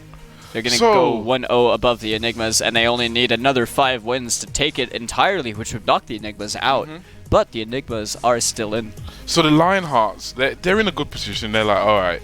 But it's like, it looks like, in my opinion, the best player in the whole thing is actually Heroes. But it's like, Heroes must be like kind of frustrated right now because it's like, okay, I can win, but if my team can just get some wins in, we could take this, we could do it, we could actually like if his team could actually like, you know, have more success, which they've shown that they could do. They've shown that they could do it. They have the potential to do it, but it just hasn't worked out just yet. But if they could kind of switch on a little bit more in this next set coming up, series coming up, they could even this up to 1-1. And then obviously, if it goes to a 1-1 situation, it's down to a first to 2, which obviously they would say Heroes, you play for us. And then it's literally down to the Lionhearts to put someone up against Heroes that they think can beat Heroes. But in your opinion, who on the Lionhearts team can beat Heroes? Like, who has the skill that you've seen? So I think the person with the it's kind of, to me, it's kind of a toss-up between Spyware and TQT. I would have said TQT. I think TQT is exceptionally good. Is he the only one who hasn't played for Heroes yet? Yeah. I want to see that matchup. I want to see it. So do I. However, both players are very good, and Spyware's a very good player. I think he just had some wrong decisions and input errors and etc. Not taking anything away from him. He's really good. And, he's really good. I don't want to discredit Alex either as well. No, don't discredit any of them. They're really good players. Heroes is kind of running a train on them. Really, when I look at stylistic matchups, like, because remember, a lot of tournaments, when matchups do happen, it's not even necessarily the better player that wins. Sometimes it matchups with the style of how you both play. Sometimes this person's style might counter your style, even if your dream matchup is coming up second. Starting things off, we're gonna have Alex and Funky Wee playing again, That's like we the just match, saw shortly ago. Bro. That is next the match. Is gonna be TQT. Heroes NZ after Alex and Funky Weed play their set. That's the matchup, man. That is definitely the matchup. But the thing is, if Heroes does take out TQT and Funky Weed gets a win over Alex, then that just changes everything. That changes everything. Just those 2 wins alone change everything, in my opinion. Yeah, it's like the Fire Nation attacking, isn't it? But so, the Alex and Funky Weed. I mean, do you think that Funky Weed is gonna go through those adaptations, as their set was very close the first time? So, what would you do differently as Funky Weed? Probably just a bit more patience in the neutral, because Alex is very teleport happy. So I feel like it is a bit, like it is a bit hard for Funky Weed because he has to play a certain style with his character. Yeah, Scarlet. very patient style. But it's just like, I don't feel like Scarlet excels that well when she's up close. Like, I feel like she does a lot of her work when she has some distance. Yeah, so the trade-off is she doesn't really have any fast mids, but that's to make up for the fact that she has like half-screen normals. Ridiculous, and really far-reaching moves. So it's like, it would have to take a lot of adaptation for him to like start winning this matchup, because if it like I reckon, to be honest, if you're playing Scarlet, you have to make the distance game work somehow. So he needs to do what it takes to make that distance game work. Obviously, he can be smart up close and take his little pokes here and there, but try not to be too obvious with, like, the general mid-low string a lot, because they're clocking onto it now, and that it lets them take their turn back. So maybe if he switched it up just a little bit and was a bit more patient in the neutral and things like that, and just like picked his spots a little bit better, and like pick your spots depending on what character you're fighting against. Yeah. Because like, say if you're against a Sub-Zero or against Scorpion. the Reborn Scorpion, it's a bit harder to do that because he has the teleport cancel. Yeah, so definitely. he can always close the gap on you. But the best. So it's risky to go for certain attacks against Scorpion. It's so hard you to have do to take that in mind before the neutral. match. But there is one bit of advice that I will give to Funky Weed, and that is, if you block the teleport and you block the amplified teleport, regardless of where it is, the punishment, you just always start with the 2-on-2 with Scarlet. It's the high into the mid into the launcher. It's her natural meterless launcher, not launcher, her launcher, and that is with 2-on-2 with triangle, square, triangle. And that would be your go-to punish. You want to turn that into a full combo and try and maximize on as much damage as you can possibly get. Yeah. Really punish Scorpion for making those mistakes. But Alex, playing again, patented Reborn Scorpion, nice forward 3 stagger into a forward throw, and this is going to be the game plan, just to frustrate Funky Weed. The thing is, right, obviously bad matchups are bad matchups, right? But if you understand why this matchup is bad, and you literally, like, say if this character counters your move really well, that crushing blow was very wasted, I think. If you literally delete that move from like your arsenal, like you say to yourself, okay, I'm not going to use this move that this other character counters really well, then I feel like you'll actually start to have more success in the said bad matchup, because it's too risky to go for that move. So if you still use it, knowing that it's a bad matchup and it can get countered easily, then the bad matchup is just literally going to be a bad matchup all the time, and you're probably going to struggle to win every time. And I just want to say that Funky Weed so far has been playing this round absolutely amazingly. There was a punish as well with a 2-on-2 into a full combo. Unfortunately, just dropped the ender. So the throws though, he lands so many throws. With a clean jump kick. The wake up stance switch tells me that that Alex was trying to do a wake up roll, which didn't come out. But right there, very predictable. Just don't throw projectiles at me. I will teleport on you. And nice block on the overhead. Doesn't get the punish though.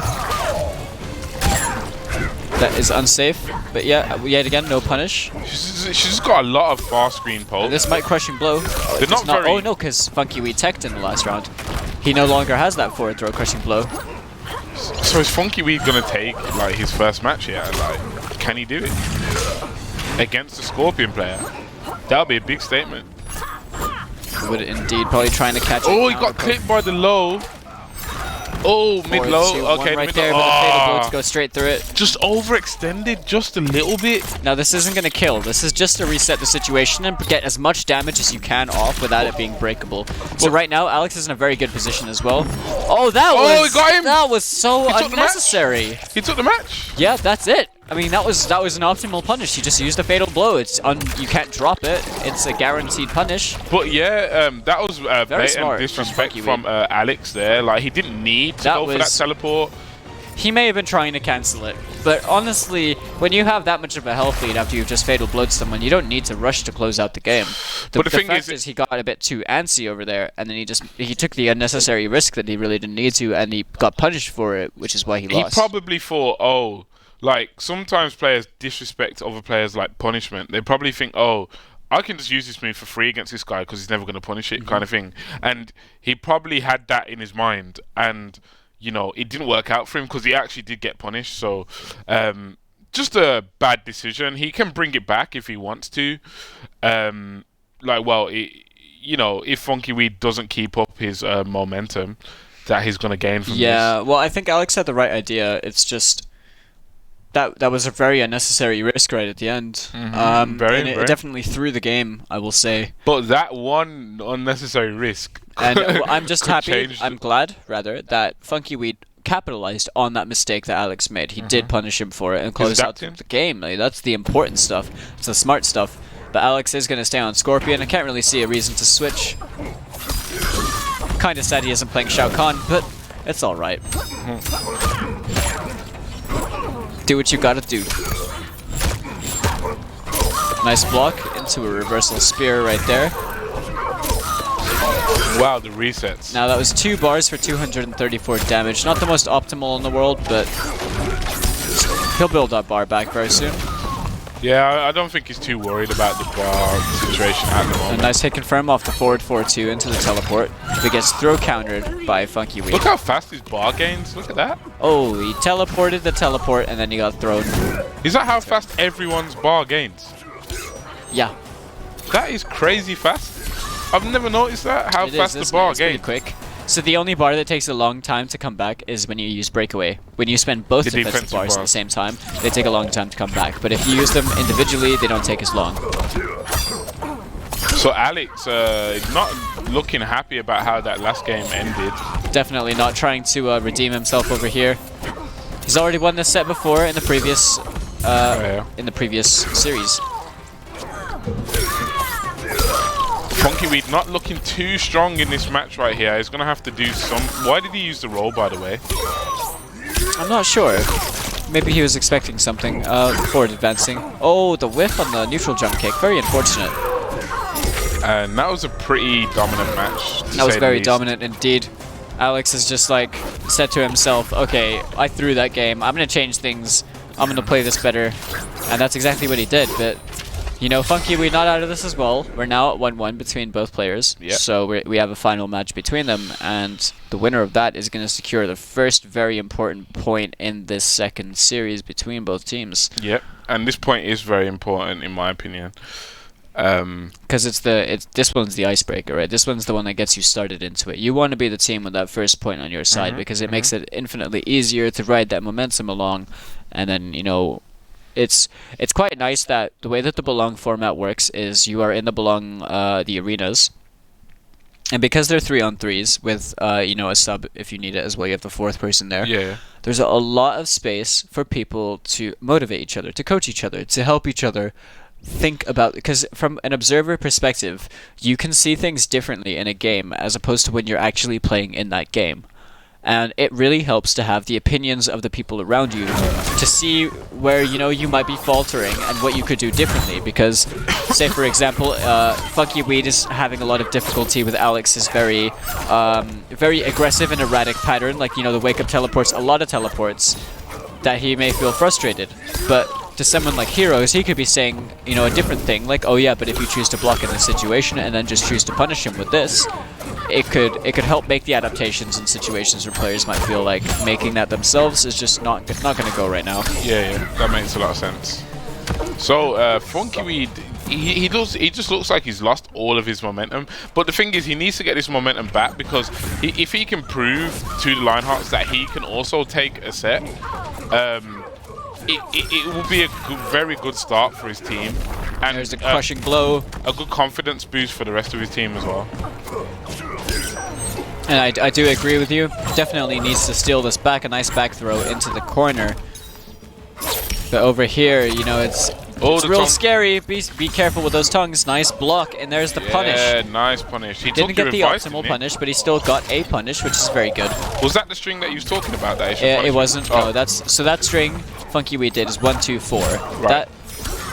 The string I was talking about is 2-1-2. Okay. Which is where she swipes with a blood sword kind of thing. But right now, this is looking like it's all Alex. But a single touch into a fatal blow can take this for Funky Weed. Oh, there's with literally a pixel of health left. I don't know. I don't know if this is dead. I'm saying it's a pixel. Yeah, I think it's gonna be a pixel. Oh! Yeah. Okay, both health so close together. The teleport! And you know that Alex was actually thinking that he was gonna use a projectile of some sort. That's why he froze up and he sat there. And wow, the teleport started off. This is gonna be a close game. That was hype. This is a close set, man. But he's getting caught by that Scorpion streak. Oh. And now he's in the corner. So Scorpion doesn't have any natural overheads. Like, it's just feasible to block low against him. Yeah.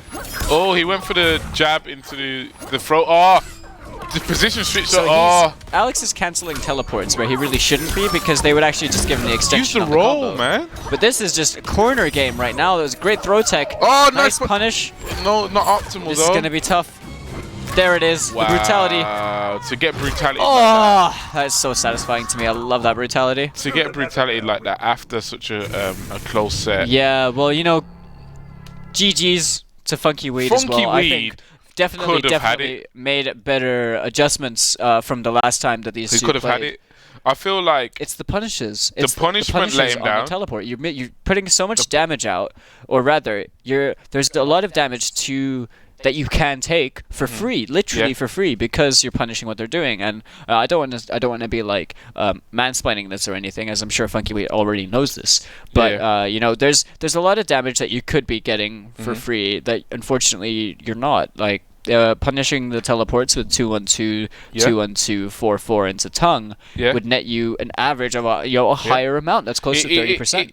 It's true. It does happen though. Like me myself, I've lost sets in tournament due to not punishing properly, and that kind of stuff does cost you. It was a close set, and just the punishment. But I feel not even just the punishment. Like, there was a few times where he could have used the roll, where it was a really good time to use the roll, but he looked like he was kind of scared to use it, kind of thing. Yeah, because Alex was throwing a lot, and I think that's the main. The big separator, right, is like, do you want to roll against a person that's going to throw a lot? Because if you do and he throws you, you're wasting a defensive bar, meaning you don't have access to breakaway. But sometimes you still have to show them that you're willing to do that, because if you just get kept in a bad position, you know, it gives them so much momentum, especially in a game like this where you could just get stuck in the corner and mixed up, like, you know. So it's just like, there was just a couple things, but, you know... Over here, we have TQT up against Heroes NZ. Oh, this is the match. Should be a very interesting match. I think he's gone with Thin Ice Sub-Zero. I can't really tell by the icon. Who do you think is going to win? This is going to be difficult, I think, for TQT. Right, why? The matchup? It's the 9-frame mid that Liu Kang can make you hold, and just what he's got over here. Now, if TQT is playing Variation 2, I think that's a big mistake, because I think Dead of Winter is probably the one you want to go with. He's playing Dead of Winter, but this doesn't there's something very strange going on. He didn't play that match like he plays at all. At all. Like, I think I've seen this matchup before, and it didn't go well for Sub-Zero the last time I've seen it. Because TQT doesn't even jump this much. I'm very confused. Oh, there's nice the duck uppercut. into the down 2. Teeth out Punching, the mouth. probably reading the breakaway right there, going for the down 2 as well. But if you're playing Dead of Winter, you need to be reacting to those fireballs with your amplified ice ball. As Just a little low jab projectiles. to keep him stuck in the corner. Oh, nice anti-air. That was a beautiful Stand 3 anti-air. Wow, Great nice jab anti-air. Right there into the bicycle kick. There's a crushing blow, and that is murder she so wrote. much damage. Heroes with a really, really dominant first Heroes game. is smoking TQT now. He's gonna mercy. There it is. Is he actually going to destroy TQT?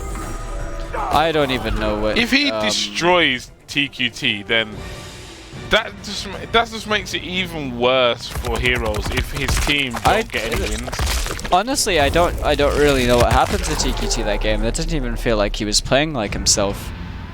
He wasn't. I felt like he was a bit nervous because he knows there were how. way too many down 2s, way too many dropped inputs, and I'm very confused. But you know, either way, Heroes taking that first game very, very dominantly, and it could have just been, you know, it could have been down to like input errors, nerves. I feel like it could have been nerves though, because he's like, okay, I'm against their best player now. Like, I'm against their best player. I'm just confused as to why there were so many down 2s, because Sub-Zero's ice ball is down forwards 1. It doesn't have a 2. I can't think of anything in Dead of Winter that would have a 2 aside from 2-1 or. Maybe he meant to do the down 2s. Maybe if he was trying to read the flying kick and crushing blow in return, but it's not worth the risk. It's just so when Liu Kang's going to be fireballing you, the amplified ice ball is what you want, as it will shut down his fireballs, and you get the free, you know, freeze on him into a potential 50-50. But Heroes was all over him that match. All over him? Just literally all over him, capitalizing on all the mistakes that TQT was making. And yeah, I'm really impressed with Heroes' Liu Kang as well. There were unfortunately big. This is a very big thing, okay?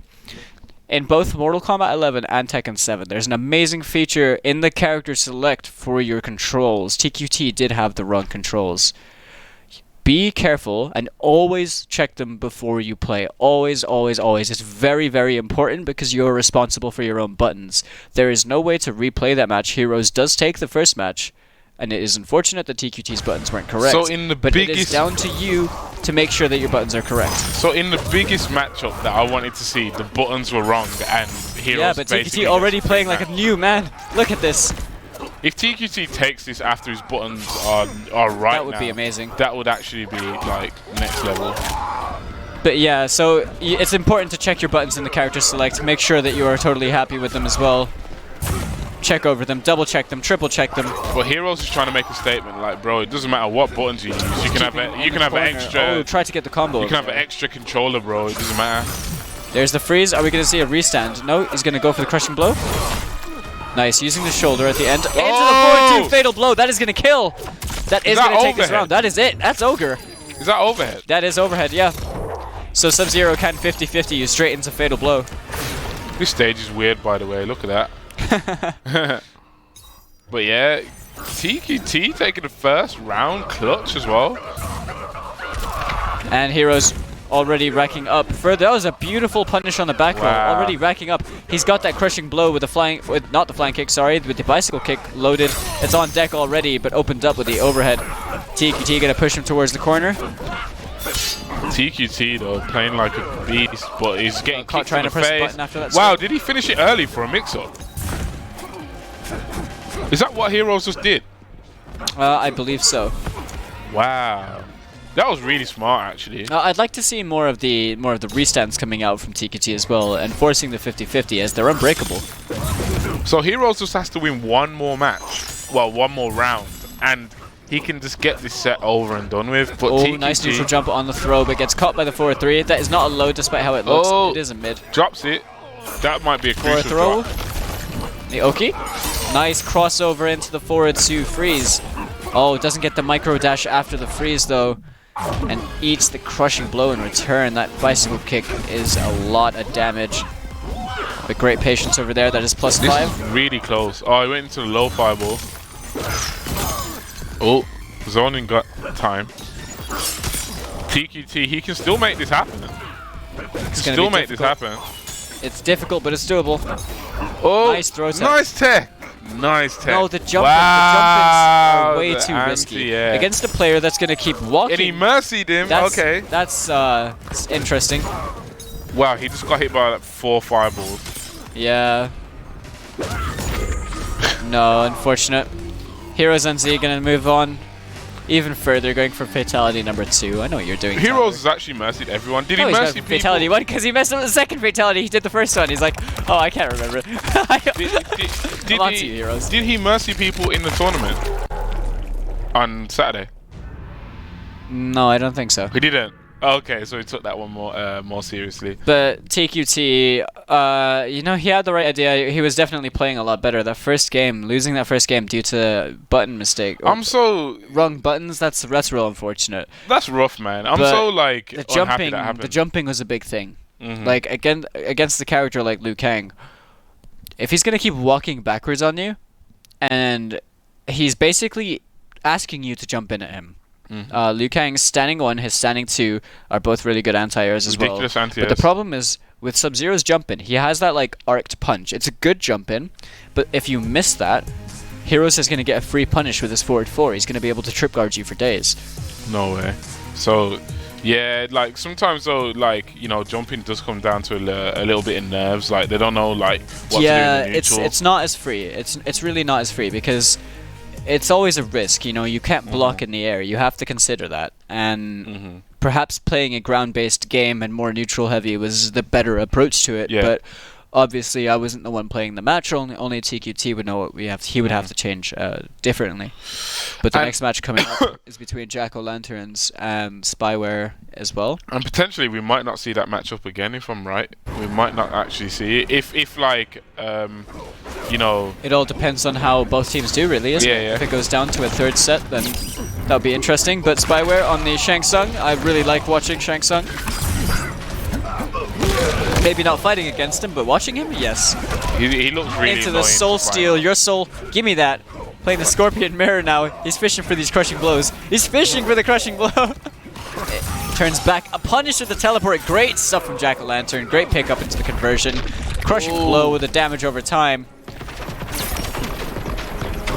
Now he is playing Variation 2, Searing Rage. You get access to that. Jack-O-Lantern's having none of these strings. Look how much damage that zoning just did. Yeah, the sparks definitely do a lot of damage. That was beautiful, the timing on that. And then checked with the down 4. Spyware dominating that round. This character does a lot of damage, man. For like little things. Yeah, he does. Definitely hurts. Nice teleport on the corpse drop. Confirming it into more damage with the corner repositioning. Smart stuff. Oh, overhead. Oh, the escape failed. The next forward throw will crushing blow. Oh, and there's the down 1 to check him. Knew that the grab was coming out. Smart stuff from Spyware. The down 2, obviously expecting the throw. He knows that Jack-O-Lantern's trying to get that crushing blow in the throw. Great combo as well. Nice conversion. Oh, sweeps his legs. Oh, if he confirmed it into fatal blow, it would have been game. Oh, nice. Into a fatal blow of his own. Look, there's Sub. You gonna see him transform? Oh, into Scorpion. Into Noob. Oh, it's such a cool fatal blow. So when he does his fatal blow, he turns into other people. Yeah. Is it randomized every time? No, he turns into those 3 during his fatal blow. But in just those 2 characters. Just those 3. And 3. If he's not, sorry, there's a variation of Shang Tsung where he has special moves that aren't unfortunately in any of the tournament variations. But he transforms into the other classic ninjas with their Mortal Kombat 9 moveset. He turns into Rain, Smoke, Reptile, Ermac, and in his fatal blow he's got Sub-Zero, Scorpion, and Noob. So why is it specifically those 3 characters that are in his fatal blow? Probably because I'm actually surprised about Noob being in the fatal blow. I would have thought they would have put Smoke in there, or Reptile, or Ermac, or Rain. You know, one of the the ones that we haven't seen too much of. But either way, it's still a really cool. Does Shang Tsung have some sort of relationship with those characters? Like, does he? Well, he's a soul stealer. So all the green aura that you see around him and all that magic and stuff is because he steals thousands and thousands of souls. He can take their form, copy their movesets. It's kind of like the Shang Tsung classic since the very early But it games. looks like he prefers their moveset to other people. That's just how they designed it in this one. That is a very unsafe normal as well. That back two is punishable, but Spyway not getting the punish. But a great anti-air on that neutral jump. Caught with the low, great hit confirm. And Bray had to break out that soul steal. Doesn't want any of that. It's kind of embarrassing as well if you get your soul stolen and then you lose with your own character. Yeah. It's kind of like again, that's no a little confirm bit on that. That was a beautiful duck. How do you duck in that situation? Neutral duck, man. You knew the throw was coming. But yeah, like if we saw some more hit confirms into Fatal Blow from Jack-O-Lanterns, he had potential to close out these rounds very early. Yeah. But a nice anti-air again with a standing one. Spyware really onto it, not allowed to neutral jump in front of him.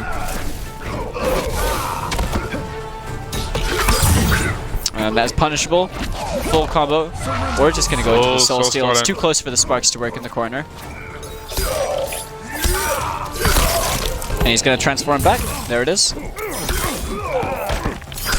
So it looked like when Spyware took his soul and did the throw, like it's like he took extra damage. So when he does the forward throw, he actually gains a bit of health back. We're going to see the brutality. Oh, wow. Yes. Oh, that is so cool. Your soul is mine. Shang Tsung is amazing. It's not even brutal. It's just dark. It's just like, oh, he just turns you gray. gray. He like, it's like your body doesn't get chopped up or anything. It's just like your soul is gone. You don't have a soul anymore. You're just there. Literally, and it's just mine. Extracted. I have your soul forever, like kind of thing. That is just dark, man. That's too dark, man. Put it inside a Pokeball. But nah, Shang Tsung is such a cool character by design. I've always loved his character because that's crazy, man. The idea of soul stealing and stuff like that and the soul magic, it's awesome to me. But you know, with Kari Tagawa being the facial model and the VA for Shang Tsung in this game, it just makes things so much better. Yeah, we are going to get those scores fixed for you as well. It is 2-0 for Spyware. There we go. You know, just as I say it. So we got Heroes wonderful again? production. Lord Martin versus Alex. So these two have played. They played last set, didn't they? Yeah, they played series. very first game, didn't they? And Heroes won 2-0. He did indeed. So if history repeats itself, it's going to be 2-2 for the Enigmas. Yeah, it's going to make it a lot closer than the last one, that's for sure, because right now it is 2-1. Heroes NZ has definitely got the Enigmas on his back right now, but we have seen some really good stuff come out from Funky Weed and Jack-O-Lanterns as well, and that last match was playing a lot better. Funky Weed, man, if he won that set, like, you know, it would be so much closer, but, you know, he's got another chance. And there it is. He started the last set as well exactly the same way. Forward jump into the backwards teleport cancel into the spear. Heroes obviously way too sharp to be fooled by that. Wow. Doesn't get any more damage on the punish, unfortunately. Oh, he went for the low fireball. Is that low fireball punishable? It's gotta be. It's hard to punish because you have to think about if he's going to spend the meter as well for the next part. Wow. I don't know why he's not going into the bicycle kick after the 1-2-3, but crossover. So this was catching Alex a lot in the last one. Alex is getting caught with the crossover 3 so much. Heroes looks like the only guy. He's trying to press something on wake up, or he's just not blocking. Heroes, it looks like the only guy who actually utilizes crossovers though in this whole, you know. Out of every team that we've seen so far, really. Huh? Out of every team that we've seen so far, not many people tend to do crossovers. Look how well he's like using it. Like, why don't other people use crossovers? I think they tend to be a bit harder to confirm. That was a beautiful forward dash into the 1-2-3 punish, baiting that fatal blow like it's nothing. It's a very common thing for, well, they're not crossovers, but in Street Fighter they're called cross-ups. Yeah, it's a very common thing in Street Fighter. In Street Fighter, cross-ups work because cross-ups are... So he got caught trying to disrespect +5 over there, but cross-ups in Street Fighter, basically, they actually hit the other way. Yeah, they actually hit in this game, because you have a block button, they don't hit a different way. They're all just overhead. You can't just block them, and you will block it regardless of which side they end up on. So it's only going to work if you press a button. If you press a button, or if you're blocking low. So what's the point in doing it then? Because it gives you certain combo route opportunities. If player A is over here and player B is over here, and they jump over, and stuff. It's the way that the kick hits them. They can get hit by the kick and be airborne right next to them. So as you were seeing that Heroes is using it at that range, where when he does the jump kick and he crosses them over, they're right next to him, so he can go with the 1-2 follow up. Yeah.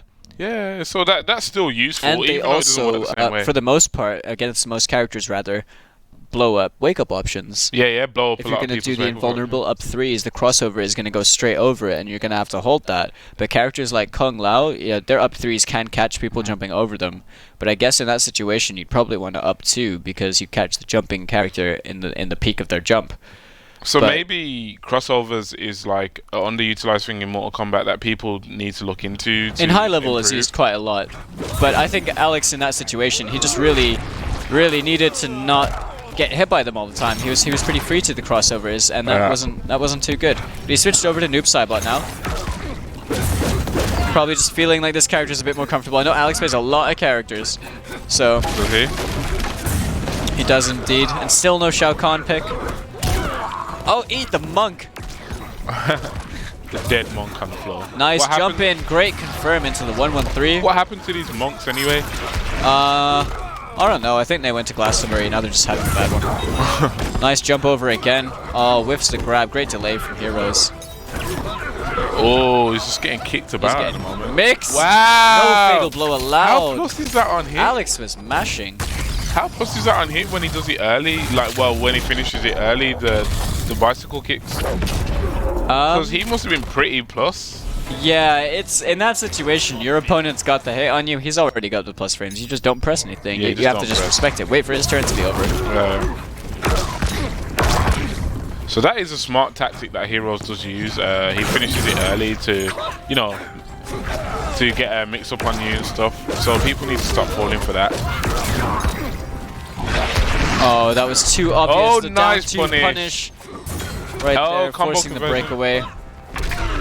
Nice. And this is looking pretty bad right now for Alex. Beautiful anti-air as well. Oh, into the flying kick. One more touch is going to take this. Oh, again jab out the air. What a reaction. Heroes. Like, he just saw him neutral jump and it's like, oh, this jab's going to hit. There's the mercy. What are we going to see over here? I'm expecting a fatal blow from Noob Saibot, to be honest. There it is. Just as I say it. You're not allowed to whiff in front of me. Now this could be the start of something amazing. It could be. Alex can win this round if he plays his cards right. But he has to beat Heroes to do it. Oh, that's unsafe. But he didn't go for the optimal punish. He could have closed it out. And then the raw flying kick, catching you trying to, I don't even know, just not blocking that fly or ducking. That fly kick seems too fast. It's pretty fast. Well, not too fast, but like... It's pretty fast, but it's a high. Yeah, so it can be ducked. Yeah. That fatality is still sick though. Every time you see it, like the 1-inch punch. I love it. And the hand glow and everything. It's so cool. If only Iron Fist on Netflix was that good. Yeah. The glowing hand. That hand's too sick, man. All these, these fighting game characters that are based on Bruce Lee are so cool. Yeah, like martial law, like Liu Kang. Man, I love them. Which one would you say is the best? Huh? Which one do you say is the best? I prefer Liu Kang. Okay, fair enough. I love Liu Kang too much. Fair enough. I've always thought he was sick. You know, Liu Kang, man. He's one of he's top tier definitely out of the Bruce Lee wannabes. Yeah. And what's his name? Feng from Street Fighter. Is it Feng? No, Fei Long. Fei Long. Fei Long. Feng is from Bruce Tekken. Lee. Yeah. Feng's from Tekken. Yeah. Feng's meant to be like is it Jet Li or someone along those lines? He's meant to be inspiration from him, but let's not get into too much of that. No. TQT versus Jack-O-Lantern's next. Another canon match. We're probably going to see Scorpion and Sub-Zero. Yep. So, and man, oh man, do I love watching Sub-Zero. I like playing Sub-Zero as well. He's so cool. Play Sub-Zero, a bit of Sub-Zero yourself now.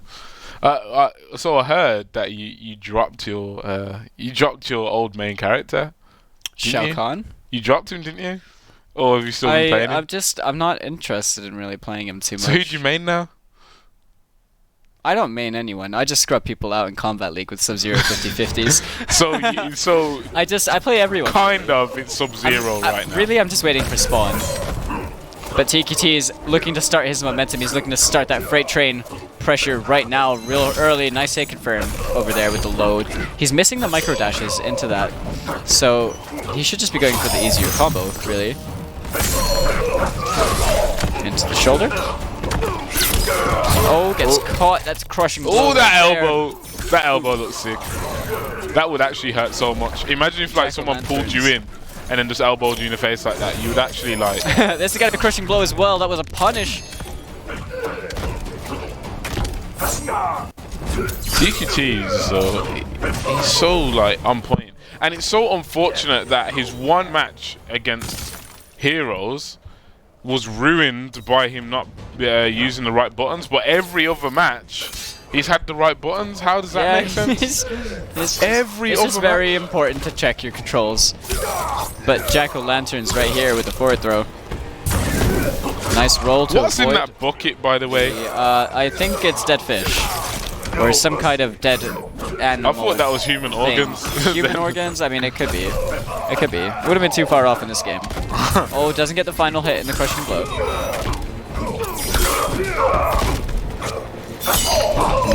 No, that wasn't really a punish, but he still catches him with a backward forward to the ice ball. Nice. The standing 3 shoulder to the forward 2 fatal blow. Fat comeback. Stolen the round, basically. This might not kill. I don't think it will kill. Jack-o'-lanterns can still win the round. Close. Oh, it killed! It killed! No way. I did not think that was going to kill. I just remind me not to doubt that. Forward 2 fatal blow is really, really good. Do some fatal blows do more damage than others? Or do they all do the same damage? So when you're doing fatal blows, there's actually like this little mini game, I will say, in the fatal blow animation sequence, right? Where you have to basically press X at the right time. Yeah. And you'll see the icons underneath where their health is. If it comes up with a shield, that's like a defensive thing. Your fatal blow damage will be lower. Yeah. If there's a skull or like a cracked skull, you're gonna get damage bonus. But over there, doing a forward 2 into a fatal blow, the scaling is almost non-existent. It's really good. But like generally, like without that mini game, do fatal blows do the same damage? I think, yeah, on average they do. I think this is the same across the board. They all do 320 damage raw, which is 32%. But then there's that mini game that can make which can alter something. Alright, yeah. That makes sense.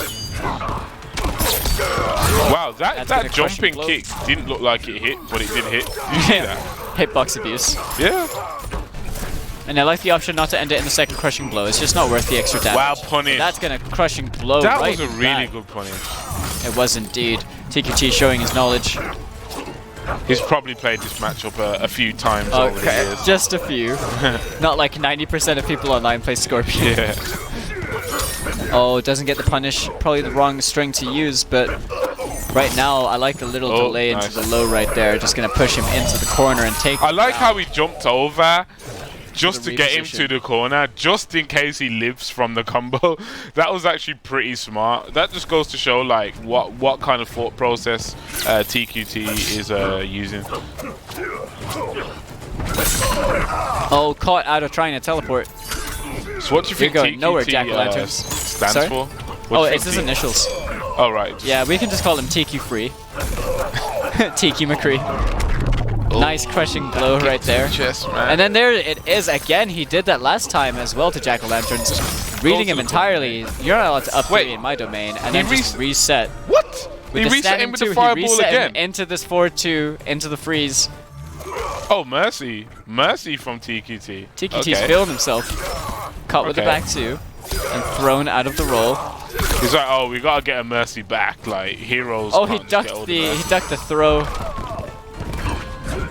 Wow, he used that big running jump. Now, if he loses this round, this will be like terrible. Oh my god. He's gonna get a lot of Discord messages from me. Is he gonna lose? Oh, the wow! up 2! That was I think so Jack-o'-lanterns was actually trying to bait him. Load right at the end. And he used the neutral jump. He's a troll. Which still got hit. If he did the up 3, the neutral jump kick would have beaten him, and that would have been Jack-o'-lantern's round. But the fact he did the up 2, smart stuff. That is absolutely a no-fly zone. That's crazy. But you know this is these mercies are making me sweat, man. They're frustrating for us to watch because these mercies can go either way. Yeah, we're either watching the start of a really, really beautiful comeback, or we're watching a player with a hella advantage throw the entire game, and that is the scary part. Yeah. You don't want to be the player that throws the game, but TQT obviously nothing to worry about. 3-2 to the Lionhearts. That's Funky true. Weed still yet to get a win, but it was really close last time. Very close So indeed. if he does get this win and even it up, this changes everything. But yeah, what I was gonna say as well is that don't you think it could be like it would be sick if you had like Sub-Zero's powers or Mate, I'm not going to deny that. Because like not only do you obviously get to throw the ice balls and stuff, but it doesn't mean you'd like never be cold. Like, because or is he actually cold? Like, is he cold while he's doing that? Or is he just immune to being Sub-Zero's cold? just shivering like. Like, does it too Meanwhile, he can't be cold, Scorpion's man. got like just loads of sweat building up in his forehead. And he's just crying because it's too hot. Like, I don't want to wear the mask anymore. Yeah, like Sub-Zero's is there like this, and his hands like you can see it's like you're in a freezer, right? isn't it? Just put like a beer. And he's fine. He's completely fine. Rather, he's just a super G. I feel like people would try and take advantage of me. They would want to use me as like a personal cooler in a barbecue or something. You make people pay in it. yeah. Oh, we've got the Soul Stealer. He's over back. here. Spyware on that patented Shang Tsung and Funky Weed on the Scarlet. No surprises right here with these character picks. Now I do know that Spyware does play Scarlet as well, so he knows this matchup basically inside and out. Yeah. So I'm guessing. The overhead! I'm guessing Shang Tsung doesn't have like a dedicated like fighting style. He's just a sorcerer. Yeah, he's just. He's a not sorcerer. a martial artist. He's just a sorcerer. Right? Yeah, exactly. But the crushing blow that triggers from that big scythe that Scarlet has happens when you hit 2 of them in a row. Right. Yeah. Nice punish with the 2-on-2. See the 4-4. Oh, is that the move that he told hit. you that you So told that's him the to one use? I was saying should be used to punish the teleport. So maybe he took you your advice into account. Mayhaps. This is gonna do a lot of damage. Oh, it's definitely got in the favor of Funky Weed right now, but gets didn't caught work with the and got punished. sparks. He got punished for the tongue that wasn't in range. Oh no! That was such a like. That it was wasn't a unfortunate. choke, but it was just That a was just an unfortunate misjudgment. tongue went at the wrong range. Yeah, it was just a Put bad it a bit too judgment far. of distance. Spire with that running 4. And now Spyware, Forward 4 rather. he got around. Now it makes total sense to Soul Steal in this because he plays Scarlet as well. So Oh right, yeah. So he's basically playing one of his other characters in this matchup as well. We're gonna see it into the Soul Steal. Oh, he drops it. Maybe the female hitboxes. Oh, the female hitboxes mess up combos in this game as well. Yeah. I hate that, man. They need to make. I'm definitely not crying inside. They need to make hitboxes more consistent in fighting games, in my opinion. Drops it. I feel like if there was more hitbox consistency in fighting games, it would only be for the better good, in my opinion. Like, it would just be more fun to play, and it would just be less tilting when stuff like that. In fact, stuff like that wouldn't happen. So. It'll just be more fun, in my opinion. I don't think it's fun to drop combos because you have because a certain character has a smaller hitbox or a hurtbox. Yeah, that's not fun at all. It's fun for your opponent to be like, haha, I missed that. I didn't get combo. You got scrubbed out. Like, it's fun for them, but not for you when you literally earned the combo and you just dropped for no reason. Yeah, but there's sometimes it creates like really cool Twitter videos because you have people who make alternate combos for people to have smaller hitboxes. And they look kind of sick too. Yeah, it's like but I would trade that. Probably doesn't really need to happen. Right? I would trade that for consistency any day, like for a Twitter combo. Like, I'm just trying to find a silver lining in the very dark cloud of that is known as hitbox differences. I'd love to like put up a Twitter poll just to ask people like, don't you think hitboxes should be like, more consistent in fighting games? Like there should be rules or like a general hitbox that is like for everyone, like so all the combos work on everyone kind of thing. Like would people prefer that? It would change things because big bodies have it would as well. Or would people prefer that, or would people do people like actually prefer the uniqueness to the hitboxes where you have to know, you know, different combos for each matchup kind of thing?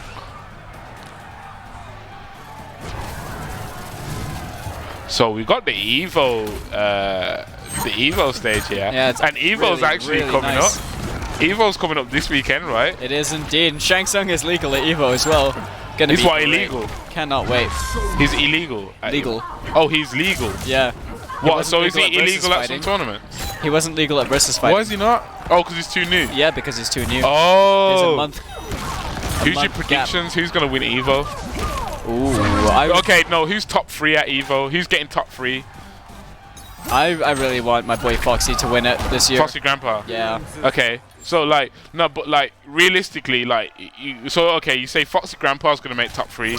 Who else is gonna make top 3? I don't know. It's too hard to say. There's too many new faces in the community as well, and I think upsets can happen from anywhere. But if you had to stay, if you was forced, if there was a gun to your head. So my 3 guesses would be Foxy, Dragon, and Scar.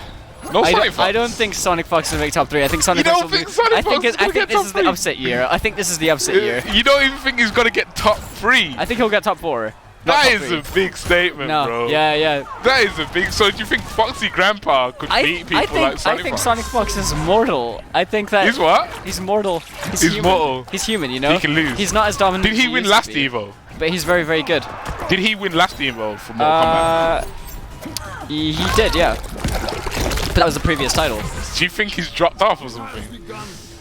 I don't know if dropped off is the right word. I just don't. I think that the level of competition from everyone else has definitely improved. But Spyware, you know, he took that game in a heartbeat. So when was Sonic Fox's last tournament? Was it CEO? CEO was the last major that he went to. Did he win that? He did, yeah. He did, but Dragon made grand finals, and I think that Evo is generally like. So Sonic Fox is notorious at Evo because he's always winning them, but how many Evos has he run in a row? Actually, oh my god, too many. Too many. Like, if I had is he on a streak? Is he on an Evo streak? He had his streak broken because in Injustice 2 Dragon won Evo, and then Rewind won. Or what, was he like second or something? Then it was Rewind. I think he got second in one of the years, but I can't really remember. I don't watch too much Injustice. How big was his streak? Like how big was it? I'm pretty sure he won like every NetherRealm title for about 4 years. What? So is that what? Well, it was Mortal Kombat 9, Mortal Kombat X. Is that like a 7 Mortal streak Kombat or something? X. I don't even know. I'd have to go back and watch it. I can't tell you off the top of my head. Wow, but I think that there's going to be ridiculous. some major upsets this time around. Do you know that I'm on a 11 streak for rock paper scissors in tournament? That's just a fun fact, by the way. I'm on an 11 streak for rock paper scissors. But we have Alex over here against Jack-O-Lanterns, back in that Scorpion mirror. Both players playing Reborn Scorpion. Expect a lot of teleports, a lot of spears, and a lot of throws. Nice hit confirm right there. Not using the rest of the combo. Beautiful punish right there with the crushing blow into the teleport combo. But drops it. So Alex versus Jack-O-Lanterns, and we saw this mirror match earlier, and you know it was pretty one-sided. So let's see if there's anything changes here. So unfortunate drop there from Alex. Nice throw. Getting the escape build as well on his side is Jack-O-Lanterns. Fatal blow on deck is gonna hurt. If he wants to spend it just to get the round, but oh, that was a wasted crushing blow. He used it and it paid off. He did take the round, but you have now lost that down to a crushing blow. At least he still got his fatal blow though. He hasn't spent that yet. So it's not like he's out of resources. That's gonna crushing blow as well. That elbow just looks so painful, bro. That should do more damage. But very unoptimized damage, I think. The spear takes out a lot of damage initially. Right. Stacking them up makes you lose out on a lot of damage as well. Alex is just all over him. Nice whiff punish with the back 1-4. Not really sure what happened over there, but we got some freelance combos. Oh, and the fatal blow straight through the throat. Okay. Jack-O-Lanterns, he has a chance, but he's gonna have to make some really good decisions right now on Wake Up. Basically, just don't get thrown. Oh, overhead. This can happen. It's just going to be tough. Oh, nice the punish. teleport. Wow. Nice confirm. He can do it. Great. He can make it. He can crushing do it. blow. Nice. Wow. The damage over time. Okay, Then one throw. wake up. The neutral jump. He read the throw. Alex, man, that was such a good read. He knew that the throw was coming towards him. What other reason would he have to just walk up towards him so confidently, right? He just literally neutral jumped like, I know exactly what you're Great going stuff. for. You've done too many attacks. You want to mix it up. You want to do a throw to finish it off. And he was just ahead of it. He was just ahead of it, and he called him out. Well, I mean, I want to give props to Jack-o'-lanterns in that match. Actually, that was on the start of a really good comeback. It was. That throw at the end, you did unfortunately get red, but outside of that, you played that like he made the right read a few times. You were definitely on the right track in that. Yeah. You were improving. You were. What's the word I'm looking for? You turned everything on its head. Like you flipped a coin. That's not the right. You don't flip a coin. You were making the comeback, and it was a good comeback. Yeah, it was a good comeback. Yeah. Slipped up just at the last hurdle, but that's what happens. But if he could have that sort of decision making when he's not on the back foot, like when he's got a life lead, he would actually be playing so much better right now, and it'd be so much harder to beat him. But you can see that some players, they actually excel when they're about to die.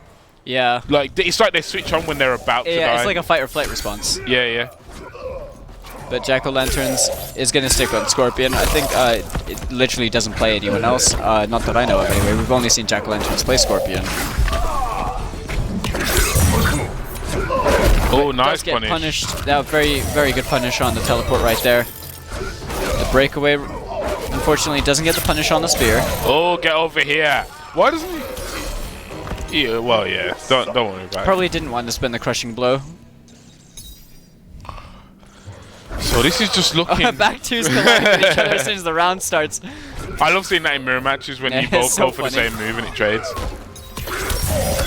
And there's the wake-up teleport. We're playing Kombat combo. X right here. 2-1-2, crushing blow. The damage over time going to start taking down. He went for the interactable. And that is just sick interactable as well. It gets corner repositioning. Oh, right, yeah.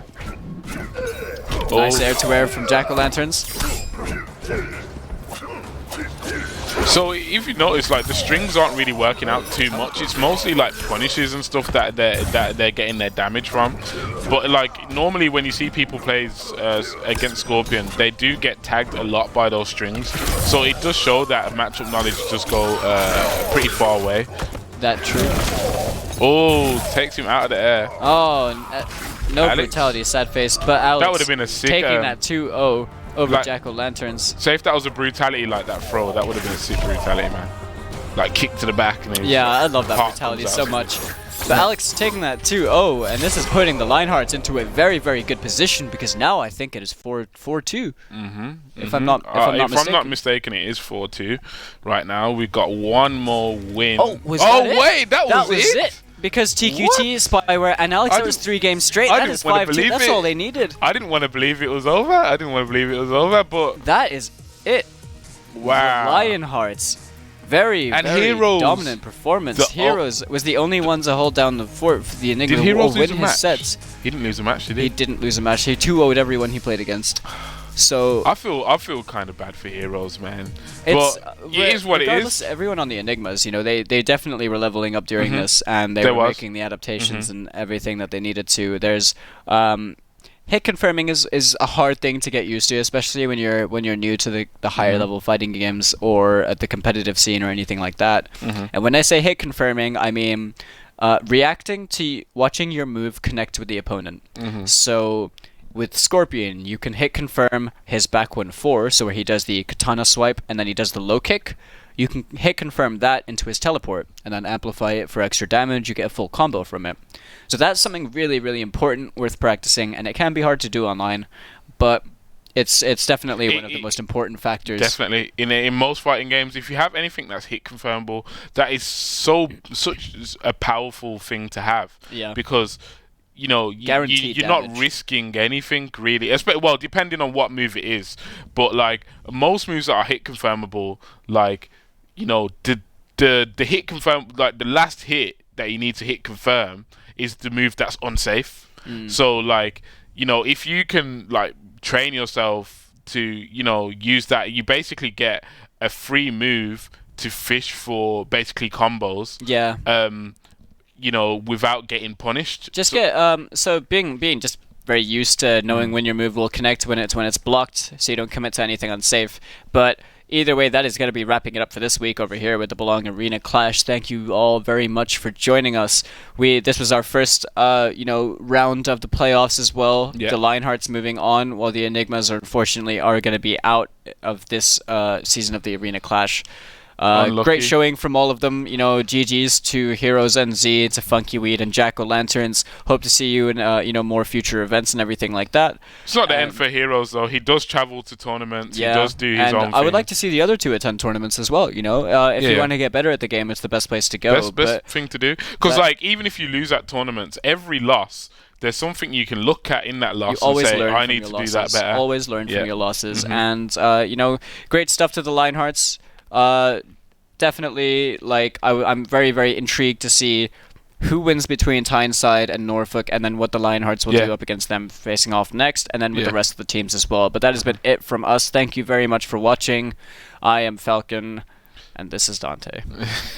He said it for me, so, in a bit, guys.